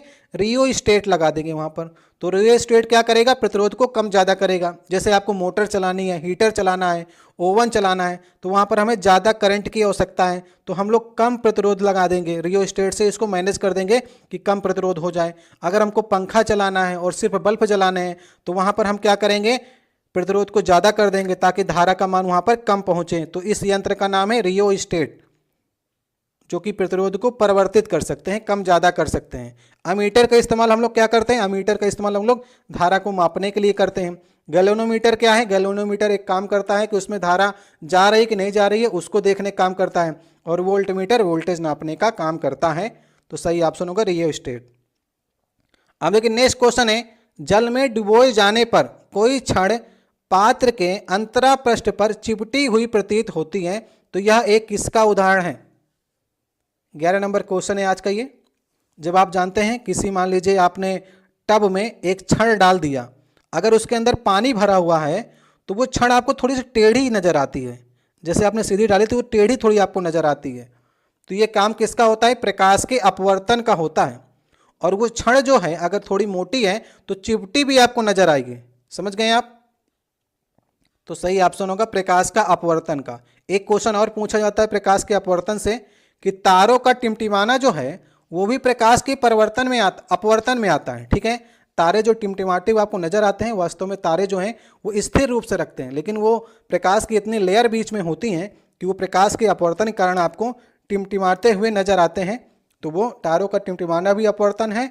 और अगर हम कोई छड़ को डालते हैं वो टेढ़ी आपको नजर दिखे या फिर चिपटी हुई आपको नजर आए तो वो भी प्रकाश के अपवर्तन का ही एक कारण है। नेक्स्ट देखिए हमारा 12 नंबर क्वेश्चन है, इसमें आपसे पूछा जा रहा है विद्युत मोटर में निम्नलिखित में से किसके उपयोग द्वारा धारा के प्रवाह की दिशा उत्क्रमित की जाती है? उत्क्रमित मतलब कि उल्टी की जाती है। विद्युत मोटर में जब आप कुंडली को देखेंगे तो वहां पर कुंडली को घुमाने के लिए अपने अक्ष में किसका प्रयोग करते हैं हम लोग? विभक्त वलय का प्रयोग करते हैं। ये यंत्र होता है, इसका काम यही होता है कि जैसे कुंडली को घुमाने के लिए धारा को तुरंत उल्टा कर देता है। तो विभक्त विलय ये आपको याद करना पड़ेगा। जब आप कुंडली पढ़ेंगे तो वहाँ पर इसकी बहुत बड़ी भूमिका होती है, जिससे विद्युत मोटर चलती है, कुंडली बार बार घूमने लगती है। तो धारा की प्रवाह की दिशा को बार बार ये घुमाता है विभक्त विलय, इसी से मोटर हमारी चलती है। दूसरा ऑप्शन सही ऑप्शन होगा। नेक्स्ट देखिए हमारा 13 नंबर क्वेश्चन है, जूल के तापन प्रभाव मतलब कि जूल का जो हीटिंग इफेक्ट है उसके कारण जो उत्पन्न ऊष्मा H है वो किसके अनुक्रमानुपाती होती है? जूल के हीटिंग इफेक्ट का आपको फार्मूला याद होगा, नहीं याद है तो आप यहाँ पर याद कर लीजिए। H बराबर क्या होता है? H बराबर I² RT के होता है। समझ गए आप? ये फार्मूला याद कर लीजिएगा। तो H जो है आपसे धारा के बारे में पूछा जा रहा है ना, H जो है धारा के वर्ग के बराबर है, अनुक्रमानुपाती है। समझ गए? अगर प्रतिरोध की बात करेगा तो उसके भी अनुक्रमानुपाती है और यहाँ पर टाइम के भी अनुक्रमानुपाती है। समझ गए आप? तो धारा के वर्ग के अनुक्रमानुपाती है, धारा ही आपसे पूछा गया है। तो सही ऑप्शन क्या होगा? सही ऑप्शन होगा चौथा वाला ऑप्शन, धारा के वर्ग के अनुक्रमानुपाती है H। समझ गए आप? ये फार्मूला आप कहीं पर नोट डाउन कर लीजिएगा। अब नेक्स्ट देखिए हमारा 14 नंबर क्वेश्चन है, इसमें आपसे पूछा जा रहा है निषेचन के बाद पुष्प के इन अंगों पुंकेसर, वर्तिकाग्र, जल और बाह्य दल का क्या होता है? ये 4 ऑप्शन आपको दिए गए हैं। तो निषेचन के बाद पौधों में क्या होता है? जैसे ही परागकण जो है पहुंच जाता है तो निषेचन की क्रिया जो है प्रारंभ हो जाती है, और जैसे ही निषेचन की क्रिया प्रारंभ हो जाती है तो ये पुंकेसर, वर्तिकाग्र, दल और बाह्य दल ये सब झड़ करके गिर जाते हैं। जैसा कि आप चित्र में यहाँ पर देखने का प्रयास करिए, ये पुष्प के हमारे भाग है। जैसे कि पुष्प बना है ना, तो ये वर्तिकाग्र है ऊपर वाला, और नीचे वाला यहाँ पर वर्तिका है। ये पुंकेसर होता है इसमें, और इसके बाद यहाँ पर ये बाह्य दल है और ये दल है। ठीक है, तो जब भी ये पूरा परागण की क्रिया होती है और निषेचन हो जाता है, तो ये हमारा वर्तिकाग्र जो है, वर्तिका जो है, पुंकेसर जो है, बाह्य दल जो है, दल जो है, ये सब मुरझा करके गिर जाते हैं। सिर्फ इसमें जो चेंजमेंट होता है वो अंडाशय में होता है। अंडाशय जो इसका है वो आपका फल में चेंज हो जाता है। ठीक है, समझ गए। अंडाशय भित्ति जो है वो फल भित्ति में चेंज हो जाती है। बीजांड जो है इसका है वो बीज में चेंज हो जाता है। लेकिन ये आपसे क्या पूछ रहा है, आपसे इन चारों पांचों चीज़ों के बारे में पूछ रहा है।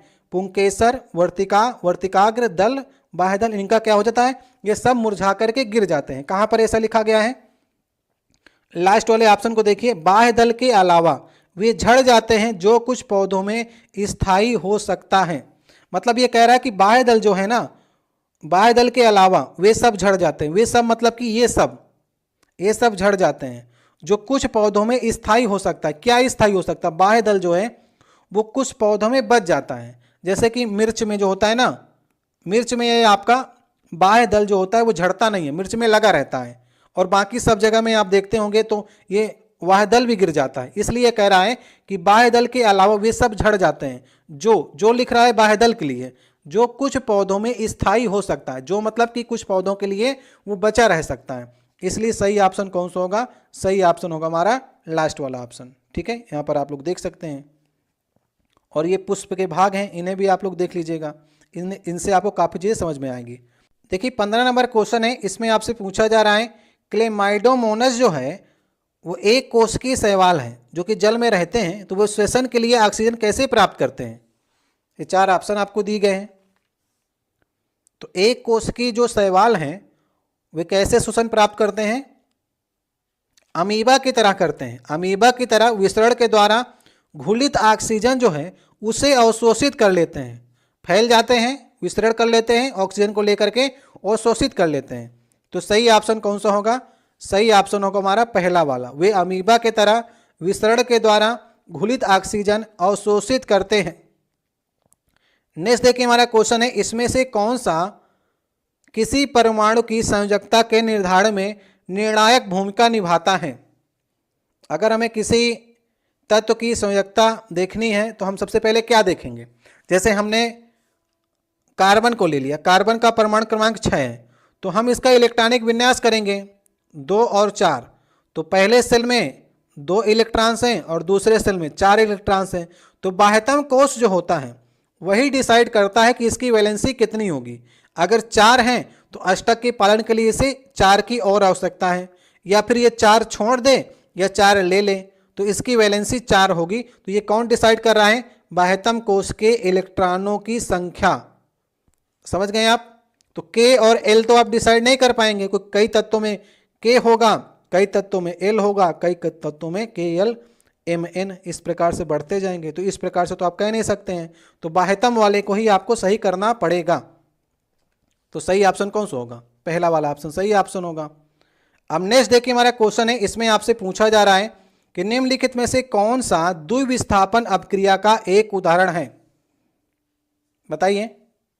ये हमारा क्वेश्चन नंबर होगा 17वां क्वेश्चन है। 4 रिएक्शन इसमें आपको दी गई हैं। द्विविस्थापन मतलब कि डबल डिस्प्लेसमेंट जहां पर आपको नजर आए। पहले वाले ऑप्शन को अगर आप देखेंगे तो अगर हम इन्हें डिसाइड कर लें 1 2 3 4, Na जो है ये प्लस में होगा, ये माइनस है, ये प्लस है, माइनस है, 1 2 3 4 से डिसाइड कर लें तो हम लोग याद रखते हैं क्या है, अगर डबल डिस्प्लेसमेंट हो रहा है तो वहां पर 14 32 का नियम लगेगा। मतलब कि 1 4 के साथ मिल जाएगा और 3 जो है वो 2 के साथ मिल जाएगा। उसी प्रकार से ये क्रिया हो रही है। पहली वाली देखिए, ये डबल डिस्प्लेसमेंट हो रहा है, तो सही ऑप्शन कौन सा होगा, सही ऑप्शन जो होगा वो पहला वाला होगा। चाहे तो आप प्लस और माइनस साइन से देख लीजिए, या फिर अगर आपको 14 32 वाला नियम से अगर आप नहीं समझ पाते हैं तो 1 2 3 4 इस प्रकार से कर लीजिए। पहले को चौथे से मिला दीजिए, तीसरे को दूसरे से मिला दीजिए। अगर ऐसा हो रहा है तो वहाँ पर द्विविस्थापन अपक्रिया हो रही है। समझ गए आप लोग? तो इसमें पहले वाले ऑप्शन में हो रही है। बाकी तो कहीं जगह पर देखिए कहीं पर हीट निकल रही है, कहीं पर ये आपका डिकम्पोजिशन हो रहा है, कहीं पर ये मिलन हो रहा है, ठीक है। तो बाकी इसी जगह पर डबल डिस्प्लेसमेंट हो रहा है। अब नेक्स्ट देखिए हमारा क्वेश्चन है, क्या एक्स गुणसूत्र वाले शुक्राणुओं और वाई गुणसूत्र वाले शुक्राणुओं के बीच में कोई दृश्य भिन्नता होती है? ये आपसे ये पूछने का प्रयास कर रहा है। जैसे हमारे में 23 जोड़े गुणसूत्र होते हैं और ये 23 जोड़े जो होते हैं वो 22 प्लस एक्स, मनुष्य की बात करेंगे, अगर मेल की बात करेंगे तो 22 प्लस वाई, ये सेक्स क्रोमोसोम में एक्स और वाई होते हैं। तो आपसे ये पूछ रहा, क्या एक्स गुणसूत्र वाले शुक्राणुओं और वाई गुणसूत्र वाले शुक्राणुओं के बीच कोई दृश्य भिन्नता होती है? तो ऐसा कोई दृश्य भिन्नता नहीं होती कि आप देख करके जान जाएं कि ये एक्स वाला है कि ये वाई वाला है। तो इसमें आप नहीं में सही करेंगे, नहीं, उनके आकार और गतिशीलता में कोई भी अंतर नहीं होता है। तो आप ऐसे नहीं देख करके जान सकते हैं, ठीक है। तो सही ऑप्शन होगा पहला वाला ऑप्शन। समझ गए आप? एक्स और वाई में आप आकार और गतिशीलता से इसमें आपको अंतर का पता नहीं लगा सकते हैं। अब नेक्स्ट देखिए क्वेश्चन है, विद्युत मोटर में चुंबकीय क्षेत्र में कुंडली के घूर्णन की दिशा ज्ञात करने के लिए किसका उपयोग किया जाता है? इसके पहले भी ये देखिए क्वेश्चन आया था जब हमने आपको फ्लेमिंग के दाएं हाथ का नियम और बाएं हाथ का नियम बताया था। तो वहां पर हमने ये बताया था आपको कि जब भी आपसे बाएं हाथ के नियम की बात करेगा तो वहां पर विद्युत मोटर की चर्चा करेगा। तो यहाँ पर सही होगा बाएं हाथ का, नहीं, बाएं हाथ का फ्लेमिंग का नियम लगेगा, ये लास्ट वाले ऑप्शन में है। तो सही ऑप्शन होगा लास्ट वाला ऑप्शन, ठीक है। तो फ्लेमिंग के बाएं हाथ का नियम विद्युत मोटर के लिए लगेगा। और अगर बात करेंगे जनरेटर के लिए फ्लेमिंग के दाएं हाथ का नियम लगेगा। ये चीज़ें मैंने आपको पिछले वाली वीडियो में बताई भी थी, ठीक है। इसको अभी से आप लोग नोट डाउन कर लीजिएगा।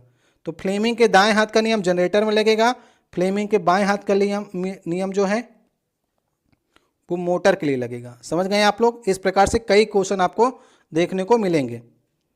अब नेक्स्ट देखिए क्वेश्चन है, सोडियम क्लोराइड के जलीय विलयन को क्या कहा जाता है? सोडियम क्लोराइड NaCl में पानी अगर आप मिलाते हैं तो क्या होता है? नमक जो है पानी में घुल जाता है, तो वो विलयन क्या नाम होगा? लवण और जल का विलयन हो जाएगा। सिंपल सी बात है, उससे कुछ बनता थोड़ा नहीं है, वो तो एक प्रकार से उसका लवण जलीय विलयन हो गया। तो दूसरा ऑप्शन सही ऑप्शन हो जाएगा। अब देखिए नेक्स्ट हमारा 21 नंबर क्वेश्चन है। इसमें आपसे पूछा जा रहा है, यदि दर्पण से परावर्तन के बाद बनने वाला प्रतिबिंब आभासी और अत्यधिक छोटा है तो वस्तु की स्थिति और दर्पण का प्रकार आपको बताना है। सबसे पहले आपने दो दर्पण पढ़े हैं, एक उत्तल दर्पण और एक अवतल दर्पण, ठीक है। तो अगर हम अवतल दर्पण की बात करेंगे तो अवतल दर्पण में वास्तविक चीज़ें ज़्यादा बनती हैं और ये आभासी की आपसे बात कर रहा है, तो यहाँ पर उत्तल दर्पण सही होगा, ठीक है। तो उत्तल दर्पण हमको लास्ट वाले ऑप्शन में दिख रहा है। और इसने अत्यधिक छोटा की बात की है ना, तो हम लोग क्या करते हैं, एक बार उत्तल दर्पण को बना करके देख लेते हैं कि हमको किस स्थिति में जो है अत्यधिक छोटा प्रतिबिंब मिलेगा। वो भी कैसा मिलेगा? आभासी मिलेगा। आभासी तभी मिलेगा जब दर्पण के पीछे बनेगा। तो यदि हम वस्तु को अनंत पर रख दें, तो अनंत पर रखेंगे तो यहाँ फोकस जाकर बनेगा, एक किरण इधर से जाएगी इधर से, तो फोकस के बाद में बहुत छोटा बनेगा, अत्यंत छोटा। वो किस दर्पण में बनेगा? उत्तल दर्पण में बनेगा। ये उत्तल दर्पण का ही तो चिन्ह है ना, तो ये उत्तल दर्पण। और अगर हम वस्तु को अनंत पर रखेंगे तो वो अत्यधिक छोटा बनेगा। और आभासी मैंने बता दिया, दर्पण के पीछे बन रहा है, इसका मतलब आभासी बनेगा। दर्पण के अगर लेफ्ट में बनेगा तो वो वास्तविक बनेगा। वो किस में बनता है? वो अवतल दर्पण में बनता है। इसलिए इसमें जो आपसे पूछा गया था उत्तल दर्पण, डी वाला ऑप्शन सही ऑप्शन होगा। नेक्स्ट देखिए हमारा 22 नंबर क्वेश्चन है, जब लोहे की कीलें कॉपर सल्फेट के विलयन के संपर्क में आती हैं तो उनका रंग बदल करके क्या हो जाता है? इसमें भी वही नियम लगेगा, सक्रियता का नियम लगेगा। क्या कह रहा है? लोहे की कील मतलब कि Fe जो है कॉपर सल्फेट के विलयन में अगर हम डालते हैं तो ये Fe जो है कॉपर को भगा देता है। मैंने बताया ना, जो ज़्यादा क्रियाशील होगा वो उसको हटा देगा उस जगह से, तो अपना स्वयं का विलयन बना लेता है। Fe स्वयं बना लेता है SO4 के साथ मिलकर के कॉपर को अलग कर देता था। तो पहले इसका कलर जो नीला था विलयन का, जब इसमें कील डाल देंगे लोहे की, क्योंकि लोहा जो है Fe है, तो लोहे की कील डाल देंगे तो लोहे का विलयन बन जाएगा। और वो किस कलर का होता है? भूरे कलर का होता है। सही ऑप्शन होगा तीसरा ऑप्शन, ठीक है। ये कॉपर को अलग कर देगा। तो इसमें भी अब क्रियाशीलता का सिद्धांत लगेगा, नीला से भूरा हो गया, क्योंकि फेरस जो है ज़्यादा शक्तिशाली है कापर से। सही ऑप्शन होगा तीसरा वाला ऑप्शन। अब देखिए हमारा ये 23 नंबर क्वेश्चन है, लास्ट क्वेश्चन होगा। इस सेट में 23 ही क्वेश्चन साइंस के मिले हैं। इसके पहले के दोनों सेट में 25-25 क्वेश्चन मिले थे, तो 20 से 25 के बीच में रेलवे ग्रुप डी 2022 में साइंस के क्वेश्चन पूछे गए थे। तो ये सीरीज आपके लिए स्टार्ट किए हैं, आप लोग बेहतर से बेहतर इसको करने का प्रयास करिए। ये हमारा लास्ट क्वेश्चन होगा। इसमें देखिए लिखा गया है कोशिकीय श्वसन का पहला चरण, जिसमें 6 कार्बन अणु वाले ग्लूकोज का 3 कार्बन के अणु वाले पाइरुवेट में विघटन होता है, कोशिकांग में घटित होता है। किस कोशिकांग में घटित होता है, ये आपसे पूछा जा रहा है। ठीक है, तो कोशिकीय श्वसन का जो पहला चरण है वो कहाँ पर घटित होगा? वो होगा कोशिका द्रव्य में, और नेक्स्ट जितने चरण होते हैं वो माइटोकॉन्ड्रिया में होते हैं। तो इसका सही ऑप्शन होगा कोशिका द्रव्य। तो चलिए देख लेते हैं चित्र के माध्यम से ग्लूकोज का जो ऑक्सीकरण होता है वो कैसे होता है। जैसे ये ग्लूकोज है 6 कार्बन अणु वाला है, तो पहली स्टेज जो है, पहला चरण जो है वो कोशिका द्रव्य में होता है, जिसमें पाइरुवेट बनता है। ठीक है, 3 कार्बन वाला अणु प्लस ऊर्जा बनती है। अब इसके बाद की 3 अवस्था होती हैं। जैसे हमारे शरीर में जो माइटोकॉन्ड्रिया है, ऑक्सीजन की उपस्थिति में जो है वो कार्बन डाइऑक्साइड, जल और ऊर्जा बना लेता है। उसके बाद अगर ऑक्सीजन का अभाव है तो यही पाइरुवेट जो है हमारी पेशियों में जब ऑक्सीजन का अभाव होता है तो लैक्टिक अम्ल और ऊर्जा 3 कार्बन वाला अणु बनाता है। अगर यहाँ पर ऑक्सीजन की अनुपस्थिति ईस्ट के रूप में है तो ये एथेनॉल और कार्बन डाइऑक्साइड ऊर्जा बना लेता है। तो पहला इसने पहला चरण पूछा ना, प्रथम चरण किसकी उपस्थिति में होता है? कोशिका द्रव्य में होता है, 3 कार्बन वाला अणु बनता है। ये रिएक्शन आप लोग को हमेशा ध्यान में रखनी है, इससे कई क्वेश्चन बनेंगे जैसा कि मैंने आपको बताया हुआ है। तो सही ऑप्शन कौन सा होगा? पहला चरण पूछेगा तो कोशिका द्रव्य सही करिएगा। अगर नेक्स्ट चरण की बात करेंगे तो फिर आपको माइटोकॉन्ड्रिया के वो तीनों चरण आपको याद रखने पड़ेंगे। तो ये हमारे 23 क्वेश्चन की सीरीज थी। एक क्वेश्चन मैं आपके लिए छोड़े जा रहा हूँ, इसको आपको कमेंट बॉक्स में बताना है। देखते हैं कितने लोग इसको सही कर